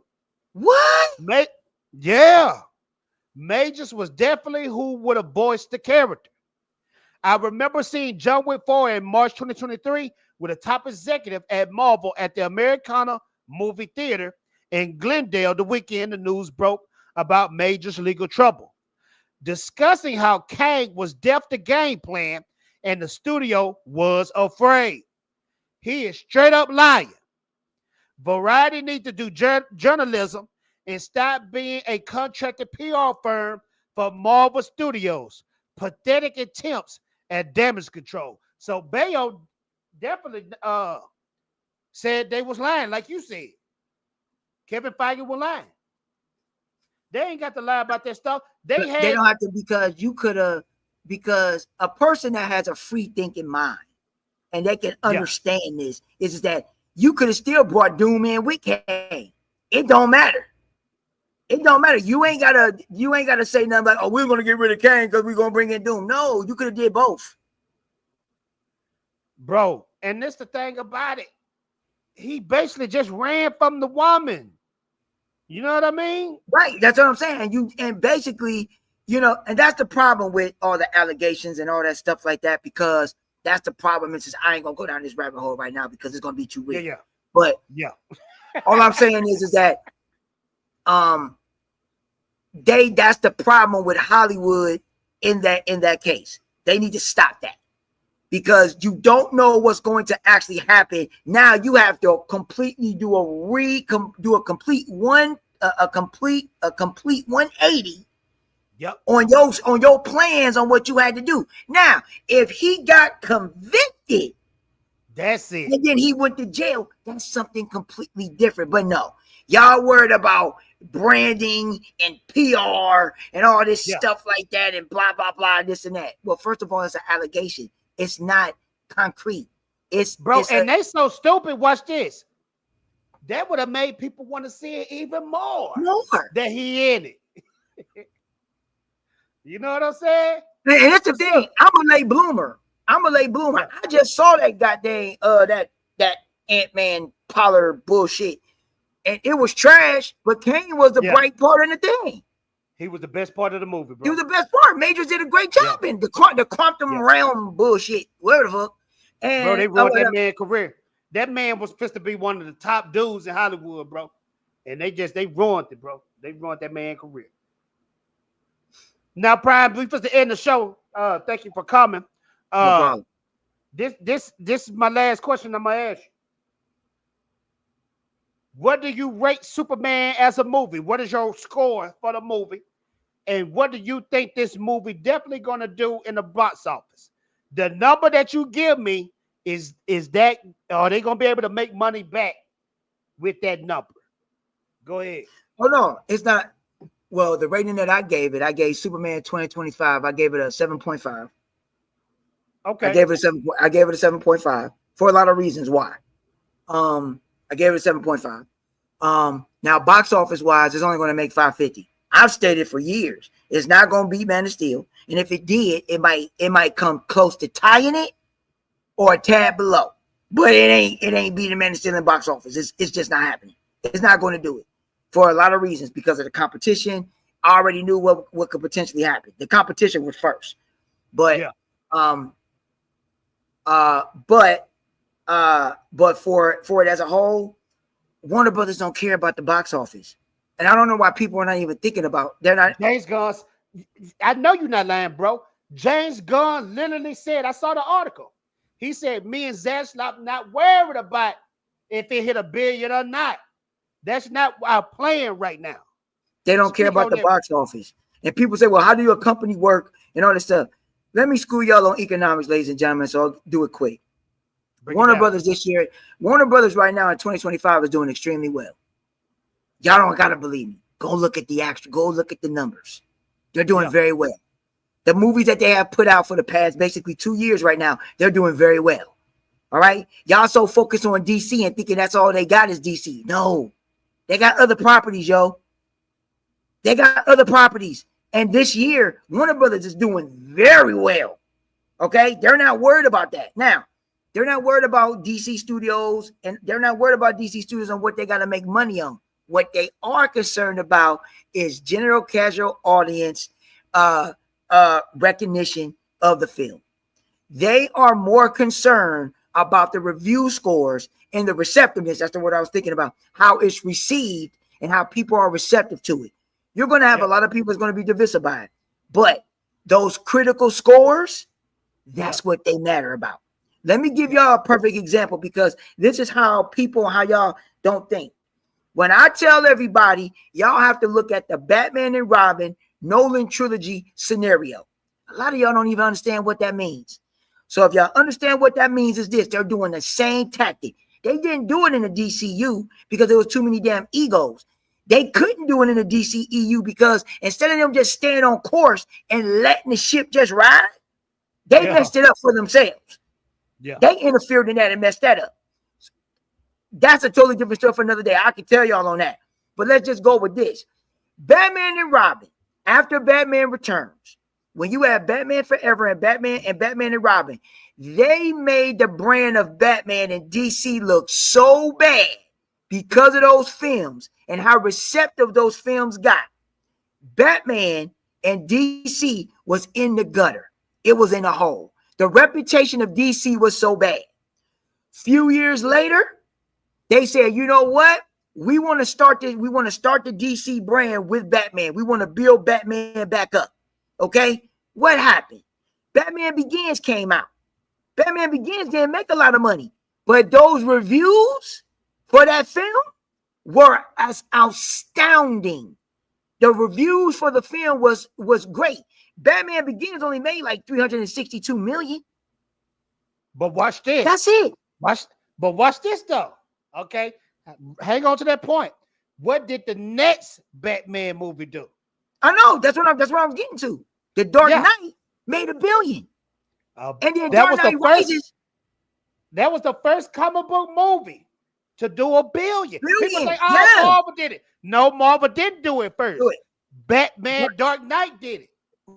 Right now, out of all the DC stuff that we done had, and it was that motto and that plan, what happened after that? Batman Dark Knight Rises made $1 billion. They both made $1 billion. So that put Batman and put it in good graces with the DC brand. Yep. And this is where the DCEU came into play. And that's why Warner Brothers said, well, since the Nolan trilogy did so good and you put Batman back in good graces with the general casual audience and the people with the receptiveness, Now we're going to transition that with Superman. That's what we're going to do. That's why they appointed Nolan to do it. They wanted Nolan to do it. He couldn't do it because he was working on Inception. Then he asked Zach to come in and to direct it, and everything else is history. But that motto right there, that's what they're doing. They're not worried about sales. They don't give a damn about that. They cared about those critical reviews. And right now, they're getting exactly what they want. They're going to spend all the money. It's the same scenario. You got to spend money to make money. Yeah. You got to spend money to make money. Watch this. Watch this, though. Okay, here we are in our late 30s and 40s. Or late 30s, early 40s. Do y'all motherfuckers realize Warner is 102 years old? They know what they doing. People thinking, oh, they supposed to go. Do you know this company was going on when our grandparents was young? They know the business. They ain't going nowhere. Right. And the people and y'all got to understand this. This is a wholly, totally different executive regime. This is not the one that we had with the DCEU. That regime, they was just greedy and incompetent. Because all they cared about was getting a bonus. That's all they cared about. They didn't care about who they hurt. It was more egos in there than anything. That's why it was this there. And that's why they had to let a lot of people go. That's why a lot of people got kept. So that's why they're not there. So that's why now Zaslav is doing a completely different whole thing. And he understands what needs to be done. I ain't going to go into the other stuff. But other than that, that's the motto that they're going with. A lot of people, y'all ain't got to believe me. But that's what they're doing. The writing is on the wall. All right? All you got to do is listen to the interviews. They're nonchalant. They're not worried about a damn thing because they getting what they want. And now, with all the new stuff that's coming out with, look about it. Right now, the DC Studios, they 2 for 2 right now. Hey, and I'm going to tell you. Creature Commandos got great reviews too. But, bro, watch this. I'm going to tell you what's supposed to be hard, bro. Especially when they add Guy Gardner in there. Bro, that Lancer's going to be hard, bro. Oh, yeah. That Leonard's gonna be, and that's the one thing that people ain't gonna understand. They building this stuff up, and as long as it's building up and everything stay concurrent, where they don't get no bad reviews, that's gonna transcend over into the theater. See, that's the thing.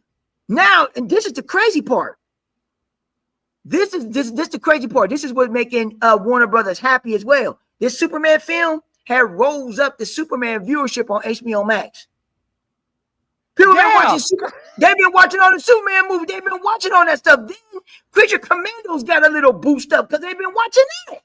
And this the kicker, though. This the kicker, okay? Everybody online is so divided. You don't realize, okay? Man of Steel, Reeves, all this stuff, it's all under the same company. So they winning regardless. That's what I'm saying. They winning. They right now. They don't even care, and they knew that they messed up. Bro, look how you got me, bro. Look how you got me buying the Donner. The Donner. I bought the Donner. Yes. Bro, they making so much money. They making loot right now, and HBO Max right now is doing well. It's doing well right now because first of all, the first thing that they did, they put HBO back on the goddamn title. They should have never took it off in the first place. I agree. Because it was just called Max. When they did that, we was like, why would you do that? The HBO just named by itself, home box office, it's a house no name. HBO Max, HBO means excellence. That's what HBO means. Yes, it does. Yes, it does. Sopranos, HBO means excellence, okay? Yeah. The list goes on with HBO. Bro, it goes on. Remember Spawn? They had Spawn on there. Yes. You remember that? Yes. I got the dish. I got them. So that's what I'm saying, people. Y'all just have to, they got to relax and let this shit ride because I'm probably going to say, oh my God, I'm going to regret saying this. I really am. Go say it, I'm going to put my foot in my mouth. I'm going to put my foot in my mouth. The only project that I disagree that they letting out is Clayface. And I would Clayface with them doing Clayface. But hold off on that, because I thought the same thing about Penguin. I thought Penguin was gonna be trash. Let's just wait and see. Because this could be hard, bro. Bro, think he could change into anybody and they make that a mystery, bro. Right. That's gonna be cold. But this the thing though. But then this the thing. When I thought about it, I was like, and then when I thought that, I'm telling you my thoughts on what I thought at first. The reason when they announced Clayface, I'm like, that's a bad idea. But then when I look back, I was like, let me reverse that. You want to know why? Watch Creature Commandos. They're going to add that from Creature Commandos, because remember, Clayface is in Creature Commando. He was in that joint. Yeah, Creature Commandos is fantastic. If you ain't watched Creature Commandos, that's the start of the DCU. Bro, you gotta watch Creature Commandos, huh? Creature Commandos was hard. I like that joint. Yeah, Creature Commandos is hard. So Clayface is in Creature Commandos. So I was like, oh yeah, it makes sense now. Okay, I'm looking at the writers of Creature Commandos. No, of Clayface. I don't recognize these dudes. I don't recognize. I don't recognize these movies, but they look like they. Oh, this gonna be a horror joint, bro. Yeah, Clayface gonna be rated R. It's gonna be it's like a horror film. It's gonna be rated R. Because this dude here, this Mike Flanagan man, don't wrote nothing but horrors, bro. Clayface, that's a horror. Yeah, it's gonna be a horror film. It's gonna be like a horror film. Yeah, because but basically what happened was that we were supposed to get Swamp Thing. They put it on the back burner, so we ain't gonna get it. Oh, okay. I see what you mean. Right, so they're going to replace it with Clayface, and it makes sense now because, again, Clayface is in Creature Commandos. That makes sense. It makes total sense now. Bro, this dude wrote Drive. Bro, Drive is my favorite movie of all time, bro. Yeah, Drive is tight. Oh, this Clayface, bro, this Clayface going to be hard, bro. It's going to be hard, bro. Bro, it's gonna be hard, bro. Drive is that's my favorite movie of all time, bro. Oh, this gonna be hard, bro. It's gonna be hard. So, hey, just wait and see until Clay. But it's in right hands, bro. See, because when I watch these movies being developed, I got to see who the writer is, because the writer will tell, the director, but that writer gonna tell you if it's gonna be fire. It's gonna be dope, bro. And that's what I said. Now, somebody said in the chat they didn't like what they saw in Creature Commandos. I mean, just give me a thing. What was your gripe in Creature Commandos that you didn't like? Because if you didn't like Creature Commandos, what was your gripe with it? Did you even watch all the episodes, or did you only watch 2? Because if you only watch the first episode and that's all you watch, I'm just assuming that you only watch the first episode, because people tend to do that. They'll watch the first episode, then they'll clock out. Creature Commandos, it is good. The first episode is good. It cranks up in the second episode.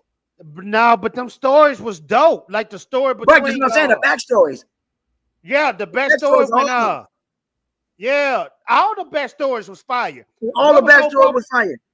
The dude that was made out of the gas, but his story was sad as freak. You talking about Dr.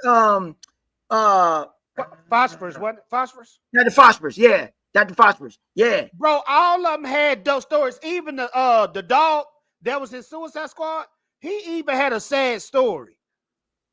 You remember when they said he ate children? He didn't. They lied on him, bro. Right, they lied on him. Yeah, Weasel. Yeah, Weasel ain't no bad dude. Josh, what up, Josh? Josh, bro, get at me, man. I'm trying to hire you on for some work. This dude right here, one of the coldest artists I've seen. But he don't like to draw that much. I'm not joking. I'm not joking, bro. This dude here, if he worked for like a Marvin DC, he'll be the coldest. I'm not exaggerating. You know me, bro. I got the comments. I do this. This dude here is the truth. Josh, if this your YouTube channel, y'all make sure to subscribe to Josh. His art is dope. Dope. Nobody got his style. Nobody has his style. He dope. Josh, all I ask you to do is draw, man. Hook me up, you know. I love you, bro. Oh, we got Bell up in here. Yeah, check them out. Creature Commandos with me. Well, Bell, you a Snyder head, so I know how you is by God, you know. Oh, Bill. Oh, hi, Bill. Oh, wait, I mean, She a you Snyder gotta, head though, bro. yeah, she gotta take it for what it's. You gotta take it for what it's worth, man. You gotta learn Yeah. how to compartmentalize certain things. Josh, I'm gonna get you on this week, bro. We about to end it out. I was just asking. I was asking Prime what he think the future of Superman is. So you think it's gonna cap off at 500,000?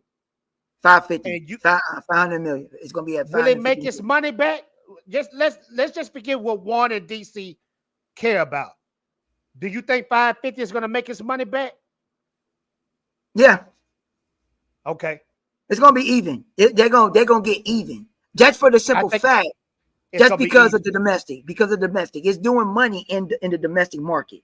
The international is done. They're not making anything there. It's all gonna be domestic. Okay. Hold on. Nah, ain't got nothing to do with being a Snyderhead. The animation wasn't that great. I thought the What? animation was fire. Hey, the animation was tight to me, but like I say, everybody got an acquired taste. Some people like certain animation. There's nothing wrong with that. There's nothing wrong with that. Yeah. Animation Josh, drawing is subjective as well. Josh, I'm gonna tell you what I'm gonna do. Prime, what I do now on my channel, I interview comic book creators. Josh, I'm gonna get you on. We can do an interview and give me some work, man. Dang, man. It's hard checking that man down. The Bell Ray, there's other DC animations that question. Look, Bell, you absolutely right. And when it comes to DC are the kings of animation. Now, this era lately, though, Prime, how do you feel about DC animation? The DCAU animation was top tier. The Tomorrowverse, I did not care for that animation. I didn't. Because the Tomorrowverse had the bold, fat outline. I didn't like that. I didn't care for that. I didn't care for that animation like that. If you want to go with just regular back 90s animation, that was cool.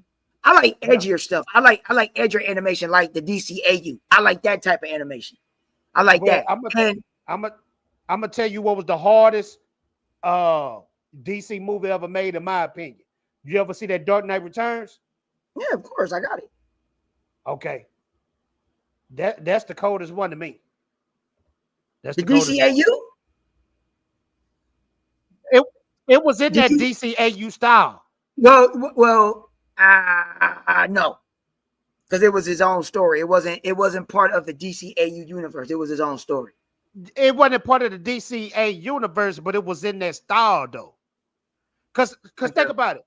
That Tomorrowverse, that style wasn't DCAU. Your DCAUs is like your Justice League, your Man of Steel. Right. No, what I'm saying, the DCAU was the actual animated universe. That's the first set. The Tomorrowverse was the one that we just did, but the only reason why they stopped it so fast and they capped it off because it wasn't getting up. It wasn't getting the projections that they was getting, but then at the same time they started off roughly, so they had to end it. That's why they did the Infinite Earth. Well, they had to end it too because James Gunn got rid of that. Think about it. James Gunn got rid of Tyler Culkin. That was Superman. Oh yeah. He got rid of that Batgirl. He got rid of all that joints. So I'm interested to see where James Gunn is to go with this DC animated too, because remember, this DC animated is to connect with the movies. Right.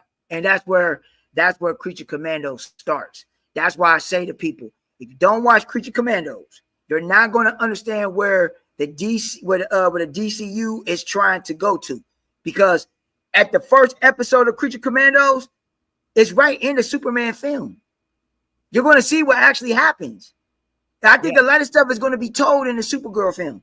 A lot of stuff going to be told in Supergirl. A lot. Bro, I'm supposed to show you. It might be told in Peacemaker too. Bro, I'm supposed to show you something. This is how cold the DC animated universe is. It's so cold. Prime, I don't know if you've seen this. It's so cold that Marvel stole from them.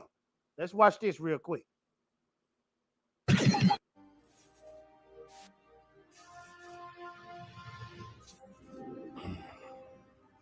Oh yeah, I did see this video. Yeah, they did. I mean, scene by scene.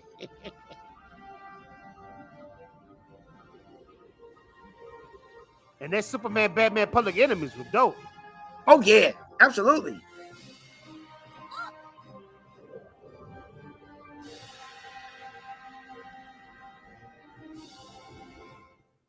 That's what I'm saying. It's so. That's why I said the DCAU is so cold. I got them all basically. I got them all of them upstairs on this, so I'm good on it. It's just that if you haven't, right, like what you call it said, that's the DCAU. It was all based off the New 52 comics. So pretty much that's why I said I liked it. That I'm a New 52. Okay. I see what you're talking about with the DCAU. You talking about that era when they did when Superman had the Jim Lee suit. You know the Jim Lee suit? Right, that's the New 52 suit. That was the introduction of No Trumps. But when you said DCAU, I'm still thinking Superman animated, Justice League Unlimited, Justice League. That's what they call that? That's DC that's EC animated. The DC animated universe was through the movie. What I called it? I'm gonna tell you what I called it. What's the two writers? The two co-writers. You got Jay Oliva. You had not Sam Register. I'm trying to think some other ones. Let me see. Bruce Timm, the Timverse. Bruce Timm. Yeah. I called them the Timverse. That Timverse, bro, that's peak. That's peak right there. You know what I'm saying? Right, and that's what I'm saying. If everybody go back and they watch that, you will understand where DC was with that. But they had to stop it. They stopped it, and they stopped it. That's what the apocalypse was. That's why when Flash did his thing at the end, that's when he went to the Tomorrowverse and all that. Because like I said, is Flashpoint. Was Flashpoint DCAU? Was that DCAU? Yep. Yes, it was. Flashpoint was hard. Yeah, because Paradox is the one that sent it to the DCAU. Yeah. So so Jeff Snyder. No, it wasn't Jeff Snyder. You talking about Scott Snyder? No, not Scott Snyder. Scott Snyder cold too, because he doing them absolutes. Them absolutes, bro. God, get that man to make an animation, because them absolutes is cold. But and that's the thing. And some people, and the absolutes is so cold. You got some cats, they just don't want to dabble into it. I'm telling you, them absolutes is off the hook. And the one that really, all three of them, one Diana's, Superman's, and Bruce. And the reason why Batman is only selling so much is just because it's Batman. But the only thing that makes it so intriguing is that he ain't rich. He ain't got no money. He a blue collar dude. In this version, he a blue collar guy. He ain't got no money. Yeah. He a blue collar guy. But his inventions and his gadgets, bro, they on this level. Like he's driving a big tank through the exactly. His dang symbol turned into a battle axe and shit. That's what I'm saying. The biggest battle axe. And what I'm saying, like, if you watch him, it's off the hook. Now, if you read Absolute Superman, bro, his cape is claws, bro. They claws. Yeah, it's claws. It's hard. That's what I'm saying. It's hard. But I'm not thinking about him. I ain't trying to go into too much about Absolute, but it's two. The Absolute universe is basically two universes going on at the same time. So you got the regular continuity, and then you got this alternate reality. Everybody like the alternate reality more than they like in the continuity. And I'm like, but I see why. Because Absolute Superman is oh my God, I like that Superman. I like that. I like that. And Diana too. I like Absolute Diana too. Do you see how big Bane is? Bane is, man. That mother is at least about 8-9 feet tall. Hey, bro, they killing it. Snyder is killing it. They need to hire Snyder to at least do animation. You know what I'm saying? But I said the same thing. I said it, but you know what? the comic books and the animation department are totally two different departments. They're under the same facts. umbrella, but totally two and different departments. You that's facts. And we're gonna get to this point, then we're gonna end the stream. That's facts, because I was supposed to ask you this question. Jeff Johns wrote Flashpoint, which we all agree is one of the dopest DC stories. Absolutely. There's no disputing that. No disputing that. Do you think Jeff Johns is a good movie writer? No. Okay. I'm going to tell you why. Because he got a mental complex with that. Because he's thinking that people that people that watch live action, he's trying to put the material down to their level, acting like they dumb. He's gonna put all the good shit in the book because he knows smart people are gonna read books. A lot of dumb people ain't gonna read no book. He gonna put all the good stuff in the book. But the live action, he's not gonna put all the strong stuff in live action. And I've always said that. I was like, he has a mental block. And this is not something I'm throwing and taking out my ass. Think about it, y'all. If you read his books, Jeff Johns' books are serious. They grounded. The dialogue is off the hook. But when you look at the movies that he's done, even the shows that he did. Now, Stargirl is cool. It's cool. It's not bad. It's cool. Yeah. But you can tell the difference in his writing. So he wrote Wonder Woman 84. Trash. He wrote Stargirl. Okay. Yeah. And people think, well, he was with Patty Jenkins. Do y'all really believe that Patty Jenkins was the main one writing Wonder Woman 84? No, it was Jeff Johns. Patty Jenkins might have put a little bit of her insight in there a little bit. She's not a good writer. Jeff Johns mainly wrote that crap. But watch this though. Look, but watch his filmography. He can make banger animations. Because look, he was behind Justice League Throne of Atlantis. That's hard. That's hard. He did Superman Unbound. That's hard. He made Flashpoint, Paradox. He made Green Lantern. That Green Lantern Emerald Knights is hard. But that's the reason why Emerald Knights is hard, because Jeff Johns is the one that did it. You got to remember, he the one that revamped the Lantern series in the New 52. If it wasn't for him, Green Lanterns would have been off the planet. Same thing with Aquaman. If it wasn't for Jeff Johns writing that and revamping the shit. So that's what I'm saying. He does not separate the two. For some, I don't understand why. I don't know why he can't write live action like he does everything else. I don't get it. It's kind of like, bro, like battle rappers. Better rappers just can't make good albums. Now they can roast you and destroy you lyrically, but they just can't make a full album. Yeah, exactly. Starkiller make a good point, and we got to end this. Watch Justice League Dark Apocalypse War. That film is pure grime. Now, I always said this about Dark Apocalypse War. Now, Russia's Prime, you might not agree with me. Bro, I feel like that's what Justice League 2 and 3 was going to be about, bro. It probably was.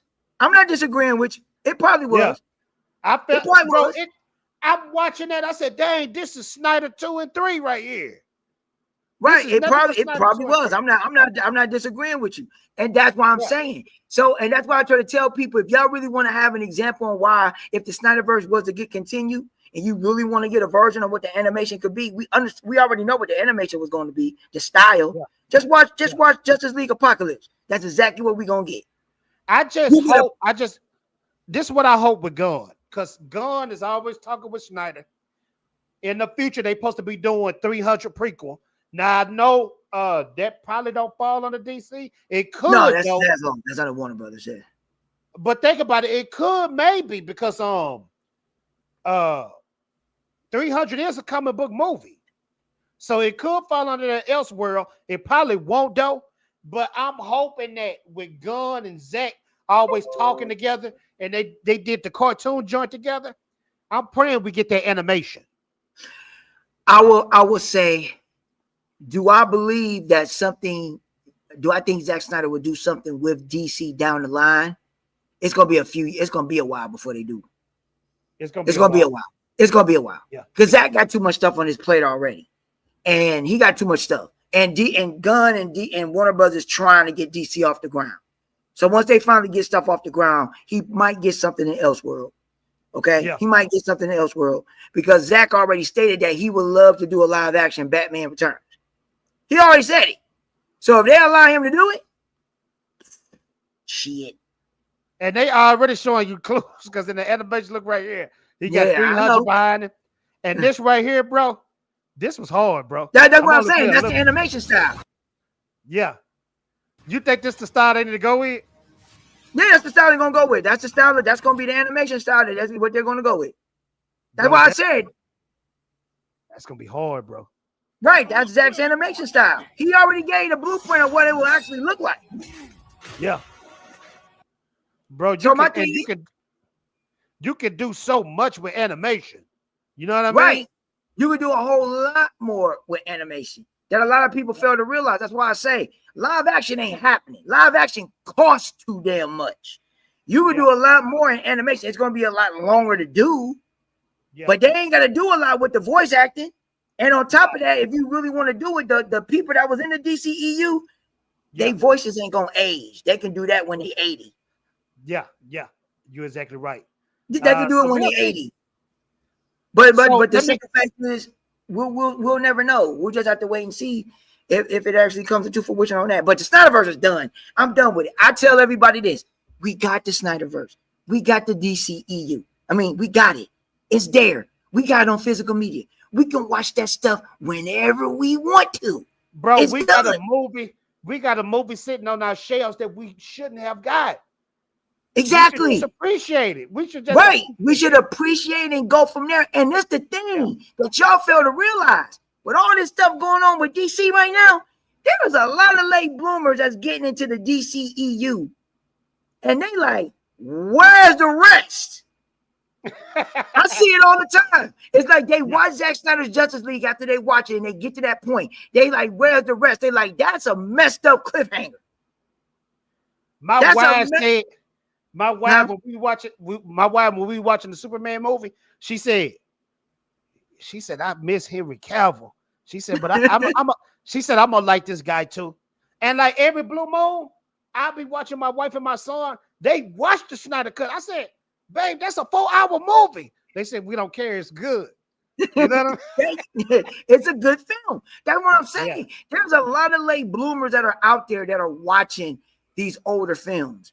And I would agree with a lot of people is that these films came at a time where the MCU was getting jumped off, and a lot of people just got so accustomed to the MCU and they just couldn't stand the grounded take on the characters because everybody was so used to Marvel at the time. And when they was getting something different, they just couldn't compartmentalize. They just couldn't compartmentalize what it was. Josh, you don't like nothing. Josh don't like that, man. Snyder Cut was garbage. I can't stand. Hey, that's his opinion. Everything is subjective. Everybody got an opinion, you know. Everybody got their own opinion. It's subjective. Yeah. But just the question. I don't respect everybody's opinion because if you can't give me a legitimate reason why it's bad, and you can't give me an articulate reason why, your opinion is trash.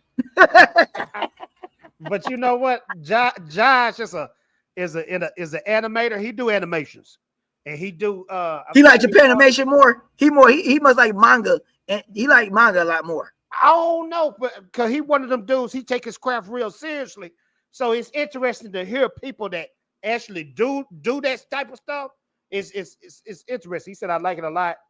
I don't like 1 hour of potential slow motion. Well, I get it. A lot of people don't like Zack's slow motion, and he even joked about it. That last thing that they did together, James Gunn. When they was on the Rick and Morty and Snyder, he said, you need more slow motion. So he joked about it. Yeah, Zack joke on his own stuff, but there's a reason why he did. I'll probably say this. I'll probably say out of Zack's movies that I'd say where he used too much slow-mo and it got on my nerves is Rebel Moon. Sometimes he'll use the slow-mo in Rebel Moon. I'm like, Zack, why'd you put slow-mo on this scene? There was no need for slow-mo on this scene. It was not. Yeah, it was not. Now I watch the director's cut. You got to watch the director. Those are the real versions. But if you watch Rebel Moon all the way through and you just watch it, there are just certain scenes that he put certain scenes in slow-mo. And I'm like, why did he put slow-mo on this scene? It wasn't no need for that. That slow motion What was no hard need? that slow motion was hard in 300 though. Them brutal hits. Yo, yeah. It's because the way he did certain scenes fit with the slow mo. In Rebel Moon, a lot of the slow mo did not fit. It just didn't. I think that Zach just started to get real happy with the slow mo, and he just said, "F it, I'm just Well, gonna do." I think he know at this point that slow motion is his style. So Yeah, it's a style. It's a style. But he did too much, and it turned people off with the Rebel Moon. Right. Sometimes I like Rebel Moon, and then sometimes I don't. The director's cut are better, but I think I hyped it up too much. I wanted it to be a new Star Wars, and it just wasn't on that level. Well, Rebel Moon is good when you watch a director's cut. I think what happened with that, I know you got to go. What happened was that Netflix got greedy, and they messed up because when they put those PG-13 versions out, they thought that since Zach he's known for his director's cuts. We all know that. But the simple fact is that those are studios' calls. That ain't his call. They do that. So the real version of the movie is a director's cut. They shortchanged themselves. So when they brought those PG-13 movies out, they already messed up the whole they already messed up the franchise putting them out because a lot of people weren't receptive to it. But when people watch a director's cut, they was like, why in the world they just didn't put the real version of the movie out in the first damn place? Why would you put this out? It didn't make any sense. You know why? You know why I think they did that? Because they saw the response of the Snyder Cut movement. Yeah, that's what I was saying. They should have never did that. But they're not making no profit. They're a streaming platform. It'll be a different story if you said, well, we're going to put this on our streaming platform. We're going to allow you to go buy the director's cut on physical media where we're actually going to make a profit. They're not making a profit on streaming. That's the misconception that people don't understand about streaming. It's no box office. It's all about signups. When you sign up for the service and you keep that service, that's the problem with people. They don't understand the difference. If Rebel Moon was out in theaters and they put that out in theaters, and let's just say they made, I'm on lowball it. Let's say they made $500 million off of it because they only spent $180 million on the budget. So let's just say they put that in theaters. You already know the theater's going to get their cut. They're going to get their percentage. They're going to make a profit. They'll make a profit off that director's cut or whatever version they want to put in theaters for a short period of time. They'll make a profit. They're not making a profit on streaming. Yeah, it go by view count. If contractually, if the view count is not the way they put it at, and it doesn't get the view count, then they don't meet their mark. You know what's funny? A lot of people don't understand it, but it finally clicked one day. Netflix is just like YouTube. It go by the watch hours and how many people watching. Thank you. If they see that people watching this movie for like a whole hour or so, and if they see that the viewers is turning into subscribers or people subscribe because they want to see Rebel Moon, they got a hit.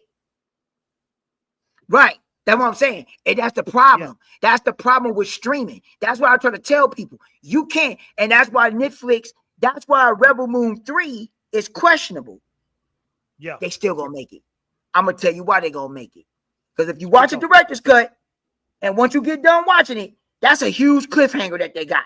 And I think Zach is going to go all out in Rebel Moon 3 when he get the opportunity to do it. But he got too many movies that he got to do. He got that LAPD film that he got to do for Netflix. Then he got to do then he got that UFC movie that he gonna do. That's what he gonna do. He got that, and then he got the and then later on down the line with Warner Brothers, assuming the 300 prequel, and then him and Netflix is talks for him to negotiate for him to do Gears of War. He got too much stuff. Bro, he ain't never doing Rebel. But that's what I'm saying. He got too much stuff on his plate. That's why he said, bro, Gears, you know how hard Gears of War is, bro? That would be the new Star Wars damn near. You know? But that's the thing. But they're looking at Kenny because and people forgot about Gears of War. Netflix had won the bid to go ahead and make the Gears of War movie. They won the bid. Bro. They got it. Bro. And bro, peep this though. Peep this, okay? If Zack Snyder do Rebel Moon, what's an actor that he already hired to play the lead role? Who you think I'm thinking about? Yeah, everybody gonna come back from Rebel Moon 3. Everybody gonna come back. I didn't mean Rebel Moon, excuse me. Gears of War. Well, Okay. but Danny Batista is out of the question. You don't think Batista? No, because you gotta remember he's older and he lost all that weight. He could gain it back though. No, he Bro, can't. He lost the weight for a reason. He said he lost the weight for a reason. And by that time, when they was projecting Danny Batista to play Marcus Phoenix, at the time, it was a big hype. Netflix should have got Gears of War in production already. They've been bull crap. Bro, Phoenix, look, I played it when it first came out on Xbox 360.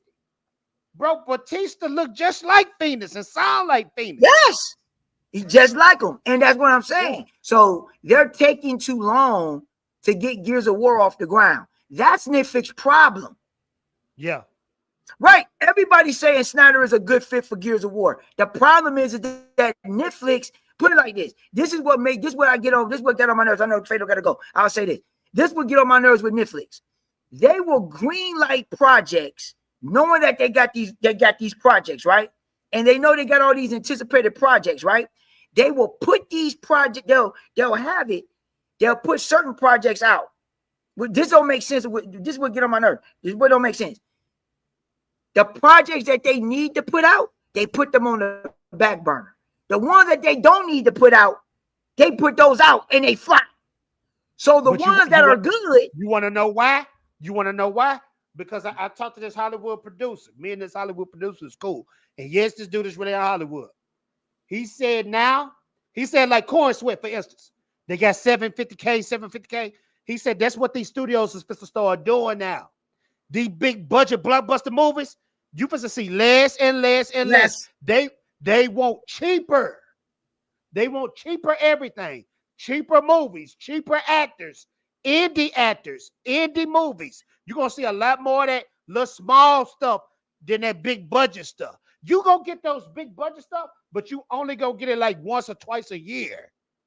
Kevin Feige just said that this week. He said we're supposed to chill out, dropping all these multi-billion-dollar movies. Exactly. Because they want to make the profit. So if you keep the budget down, and let's just say on the average that they basically going to get about maybe 400 million, maybe 5. Let's just say that. Well, they're going to make a profit. They're going to get their money back. They're going to make a profit. That's just box office. But streaming is a totally different animal, man. It's totally different. Like that, like you're showing it. You showing the gear stuff. Tony, when he was looking like that, he was the perfect candidate to start this off as Marcus. All of us as Gears fans already knew that Batista was a good fit to play Marcus. We were saying that, but Netflix keep on bull crapping to get it off. They should have never greenlit this LAPD movie. They should have got Gears going. They should have got Gears going because now they might go ahead and be like, you know what? I think what's going to happen is I think they probably will start doing the Gears movie after Gears E-Day comes out, because Gears E-Day is going to come out in 26. So when that comes out, speak on. I ain't mean to throw you out. Keep going. Right. What I'm saying is that they're probably going to start production by the time when Gears E-Day comes out. So when it comes out, they're probably going to start production and have all the hype and bring the movie out. If that's their plan on doing it, okay, I understand it. I get that. You want to get it so people can actually watch it where the hype for the new game is out. I get it. Cool. But that's the problem. If you're going to have Zack Snyder do it, you got a problem on your hands. He got too much stuff. You shouldn't have greenlit that LAPD movie already. He got that, and he got that. Now, if he's going to do both of them at the same time, it won't surprise me if Zack do it. No, he ain't going to do that, bro. He ain't going to do that at the same time. Right. See, a lot of people forget Zack getting old. You know? Yeah, he getting old, and he got a lot of projects he got to do. And it's not that people don't want him. It's just that they're throwing stuff at him. And he got now the films that he wanted to put out that he made, they out now. Netflix gave it to him, they out. Okay. Now he could probably get back and do all this stuff that they would like him to do. Now, do I think that UFC movie? I'm not really intrigued for that UFC movie like that. That ain't my thing. The one I am, that LAPD movie that he gonna do. Oh, I know that shit gonna be fire. I already know it is. That shit gonna be fire. I'm gonna have to wait and see. You think he'll put slow motion in that? He gonna put slow motion and all that shit. You know he is, man. You know Zach. You know how Zach gonna do his shit, man. You know, but I saw somebody asking. I want to do the Dread movie to do Gears of War. Is you talking about the director? That would make sense. I know you ain't talking about. You can do that too. Nah, that's what I'm saying. If they're iron, that's what I'm saying. If they're Iron Snyder, you gotta to do Gears of War. You gotta have directors that have a grounded mentality, and they do stuff grounded. It'll be Snyder. You can get a Matt Reeves. You can do a Christopher Nolan. Those are alterer directors. They're not cheap. They're not cheap. Gears is a big universe too, bro. You can't you can't half-ass on Gears, bro. You can't. You know what I'm saying? Because I'm part of the Gears community. If you half-ass Gears, we coming for your throat. You cannot mess Gears up. We're coming for your throat. You think DC fans is crazy. You ain't in the Gears community like I am. We crazy. And then Gears, I'm telling you. I play all 3 Gears. It's a dope story too, bro. It's a dope that's story. Just the first one. Yeah, all of it is cool. Right after you beat 3, play Judgment, because that's before when you play Judgment. That's before he get with Delta. That's Baird with his crew, and when he was with Cole. I wasn't really feeling the one with his son. When you play as his son. Well, that's 4. That's 4 or 5. It's cool. You gonna play him because Marcus is in it, but they're older. Yeah, you know, Cole, Marcus, and Bear, they're older. You know, Dom is dead. So, but I hate when they kill Dom. Yeah, Dom my favorite character. Dom my favorite character. Hey, I cried when they killed Dom. Hey, you know what? You think is old boy still young enough to play the black dude, the train, Cole Train. You know he an actor in real life. Yeah, I know. Yeah, I know what he is. I know exactly what he is. And he really looked like that. Yeah, he do. He really do. So that's what I'm saying. Like Gears is it's woo. All I can say is I'm ready for it. They ain't stop bullshit. All right, man. I'm serious when I say this. This is the last question of the night. Where do you think DCU going? Do you think it's gonna come to a point where they're just gonna stop and do solo movies? Or do you think it's a future with this DCU? It's a future. Okay. Because it's already planned out. I see the writing on the wall already. I already see it.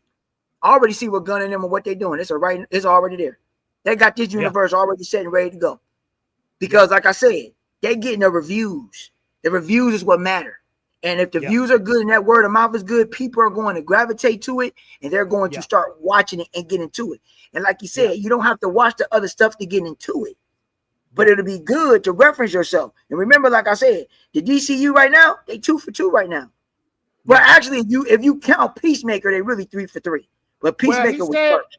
This is what he said, though. He said Peacemaker season 1 is a standalone, but this Peacemaker 2, you better watch it because Guy Gardner gonna be in there. That Guy Gardner fits to be all over the place, bro. Because he gonna be in Atlantis too. People fail to realize. I'm kind of glad that they put. I'm with a lot of people. I was at because I was thrown off when they casted Fallon. What's his name? Nalin. Well, I can't pronounce his name. Nathan Fillion. Fillion. When they casted him, and I was just like, is he going to do Guy Gardner justice? He didn't disappoint me in the movie. He did a great job. I've been watching Nathan Fillion ever since he was young, bro. I knew he could pull it off, bro. He could pull off anything. I was just curious about Guy Gardner because I'm thinking in my head, why not Hal Jordan? But then I'm thinking too, no, don't go that hard putting Hal Jordan in it. You know what I'm saying? Yeah, because Lanterns, they got Hal Jordan is old. And he's transferring the mantle over to John Stewart. It's a John Stewart story. But I think that Atlantis gonna be deeper than what we think, bro. Oh, it's gonna be deep because it's mature. It's gonna be mature. But bro, this just my theory. he all for a reason. Because I think Hal Jordan might be parallax on down the line, bro. That'll be hard. That'll be hard, bro. You know what? That's a good theory. I don't think they're gonna go that hard to paint. I don't think they're gonna go that hard to paint. Because that's you gotta remember. Because when it comes down to live action, you know how certain people is. They gonna get triggered. Why would you do that to Hal? It happened in comics, bro. Like, come on now. I mean, let's chill out here. It's for the people but I don't think they're gonna go that hard to paint. About. That's a good suggestion, but I don't think they're gonna go that hard to paint. For the people that don't know what I'm talking about, that's when Hal Jordan go in. He got a ring for every finger, and he ain't playing. Right, that's what I'm saying. Too. Yeah. Right. Yeah. But that's the Hal Jordan they're going with. They're going with the older Hal, and he's training Jon Stewart in the series. And that's tight. He gonna be like the sensei mentor. I dig right. And it's a Jon Stewart story. Guy Gardner is going to be in it. So Guy Gardner's gonna be tight. Yeah. And bro, think about it. What we saw with Guy Gardner powers, just imagine what we're gonna see with lanterns. You know what? That's gonna be the only thing that I'm skeptical on, because y'all gotta remember they're gonna ground this basically on Earth. And that's the only thing that's bothering me, is that everybody, y'all need to understand that the lanterns, they're cosmic. That's all in space. So that you can't just put them Earth-centric. That diminishes what the lanterns are about. The lanterns is all across all dimensions in the galaxy. It's all space. Yeah, they space cops. That's all there is. Yeah. So if you're trying to put them Earth-centric, like I said, they're doing the Earth-centric lanterns. Gardner, Jordan, and Stewart. I get all that. But the simple fact is that they got to go to Oa eventually. You know what I mean? I think they're going to go there. They better show some scenes of them going to Oa. I think you're going to see the origin story where the alien fall and crash and give Hal the ring. I think you're going to see all that. I think since it's based mostly on Earth, it's gonna be real story driven. Because what I noticed by Gunn trying to get them stories right. You know, so I think it's gonna be tight. I give it that. It depends, like I said, it depends on the deliverance, and I'm glad that they're doing the Lethal Weapon connection. I like that. Yeah. I'm glad they're doing the Lethal Weapon connection. I love that. The simple fact is that how is it going to be executed?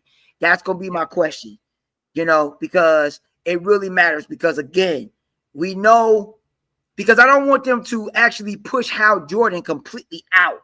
I want him to mentor Jon Stewart, absolutely. But I do not want them to push Hal out. We don't want to see I don't either. I want to see Hal pushed out. I don't either, because when I look at Hal Jordan, when I look at the lanterns, Hal is up here, but Jon Stewart is right here, though. You know what I'm saying? You got Hal over Jon? I got Stewart up here, though. I got Stewart. I got Stewart up here, though. Nah, it's close. Don't get me wrong. It's close. Because a lot of people like you, they say, shit, Jon Stewart is that dude. You know? Jon Stewart is no joke, man. Jon Stewart is no joke. Because you got to remember, Hal is a little bit more goofier than Jon. Jon is grounded. He don't take no nonsense. He's very stern. But it depends, though, because like I just got done watching that Green Lanterns animation movie. Hal was hard on that one. He was dope. Yeah, he was hard. Don't get me wrong. He was tight. Yeah. That's what I'm saying. It depends on how you depict him. So it really all depends on who's going to do the character. Hal is tight. Yeah. I'm not taking nothing away from Hal. This actor that the white dude right here, I seen him in a few movies. He a good actor. I can't see them making him goofy. I mean, but it might be some goofiness in it. Don't get me wrong, but most of the stuff I see him in, it ain't comedic. It's like on the comedic level. They may not make him comedic. They're gonna make him real. They're gonna make him an asshole. They'll probably make him real. They might make him very sarcastic. They gonna probably make him, because Al can't be like that. But I'm supposed to tell you something though. This what made me feel real good. Hold on, I'm gonna pull it up. This made me feel good, bro. I looked up the casting Look who they got as Sinestro, bro. You recognize this actor? What? If you don't know this dude, bro, that dude is cold, bro. He playing Sinestro, bro. The game is open. That dude is cold, bro. I'm telling you, man. He been in some cold movies, man. Okay, And we gonna see how he go. We gonna see how he plays Sinestro. We gonna see how he play. We'll see how he plays Sinestro. He got a lot of classes under his belt too. Yeah, but that's the only thing. The Lantern show is really, really going up in the air. I really need them to really dab into that. My only question is that will they dab in the core? They gotta dabble into elements of the core. That's my only thing. If you do not dabble into the core, I'm telling you, man, people don't understand Lantern fans, man. You hurt their feelings when you really do not dabble in the core. If you don't do stuff with the core, it's gonna be a lot of people that's gonna get mad and upset, man. Because I need to see my nigga. I gotta see Two More Ray and Kilowog. I gotta see my dude. Well, I don't see Kilowog listed, but like you said, we got Hal Jordan, Jon Stewart, Nathan Fillion. We got Sinestro. I don't recognize the other names though. Who are they playing? Jon Stewart Jr. Okay, so that's gonna be his dad. Yeah. I think Bernadette Stewart. That's the mom. Zoe. Who is Zoe? Let me see. Zoe Green Lantern. Wait a minute. That's a good question for me. Hold on. Yeah, I don't know who Zoe is. Is she a Lantern too? Yeah. You know what? She might be a Lantern. This might be a Lantern. Because I'm thinking, Zoe. Okay, she must be one of them younger Lanterns. Because if it's a girl, I'm thinking of Jessica Cruz. So you gonna have elements of the core, but I'm like you. Is they gonna show Kilowog in this though? Yeah, if they show Two More Ray and Kilowog, if they can actually show some of them and show some of the other, that's what I'm saying. You got to show other characters of the core. You got to. That's Sinestro, bro. He gonna be tight. I'm telling you. Sinestro. Hey, remember that failure of a movie, the Green Lantern with Ryan Reynolds? It wasn't a failure. I liked it. I like the Sinestro. That's the only part I like. You know what? Sinestro, to be honest, if you really want to get at it, if you go back and watch the extended version, you watch the director's cut version of it. That's the version that you want to watch. It wasn't bad because the way it starts out is very good. I think the reason why people don't like that movie all like that is because the way they did Parallax. It was some good elements of Parallax, but then at the same time, they didn't really like it all like that. Like I said, because Angela Bassett was Amanda Waller. Yeah, she was. I forgot about that. You're right. Yeah, and like I say, man, there are just certain elements in certain movies. I liked the Green Lantern movie. It wasn't bad to me like that. If you go back and you really watch it and you just take it away for what it is, it's not a bad movie. Because you gotta look, Ryan Reynolds, he was a good Hal Jordan. He wasn't a bad Hal. He wasn't a bad Hal at all. He was a good Hal. And then when they went to Oa, they did the training. That was good. The special effects, all that stuff was good. It was just certain. Yeah. It did get cheesy at the end. I'm not gonna lie. It did get cheesy at the end. They should have just kept the Sinestro, bro, instead of him fighting that planet. Parallax. That's what I'm saying. Yeah, I mean, now if they would have made a second part, it would have been sweet because you see at the end on the after credit that Sinestro, he does go over to the fear side of the. He goes to the yellow. He turns into a yellow lantern. And they ain't even show the dudes, the blue dudes that made the rings.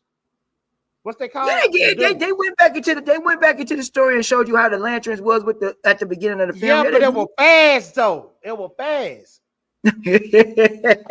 I want to see how they built that world. You know what I'm saying? Oh, you want to go into the real mythos of everything more in detail. Oh, okay. When they explained the rings, it just went so fast. You know? Yeah, well, they did go fast with it. They did go fast. Yeah. You know, but again, like I said. Yeah. I think too, people wasn't ready for Green Lantern yet. They weren't ready for a live action Lantern. Yeah, I think I could agree with that. I think Lantern works better in a connected universe than a standalone, a solo. You know what I'm saying? Lanterns do good alone if they do it standalone. If you do it right, because you got to remember they put that Green Lantern out because they figured it'll start. No, it's the same thing that they're doing now to get the other DC characters and get them known and get them out there. You got to utilize the Trinity. You got to utilize the Trinity to get them known. You have to. You got to utilize them. So, and then because there were some people for a long time thought Green Lantern was part of the Trinity. They didn't think Wonder Woman was part of the Trinity. They really thought it was Superman, Batman, and Green Lantern.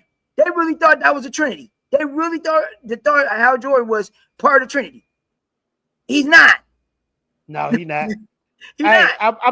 I'm gonna ask you this, and then we through for real because we got to end this show. Yeah. But I'm curious. Okay, you said James Gunn movies, even the cartoons, gonna connect, right? They all connect, and they all connect, but you don't have to go back and watch them. That's what he's saying. Now, this is what I'm saying. I'm trying to make a point. So, do you believe? What do this mean? What do this mean if they all connect?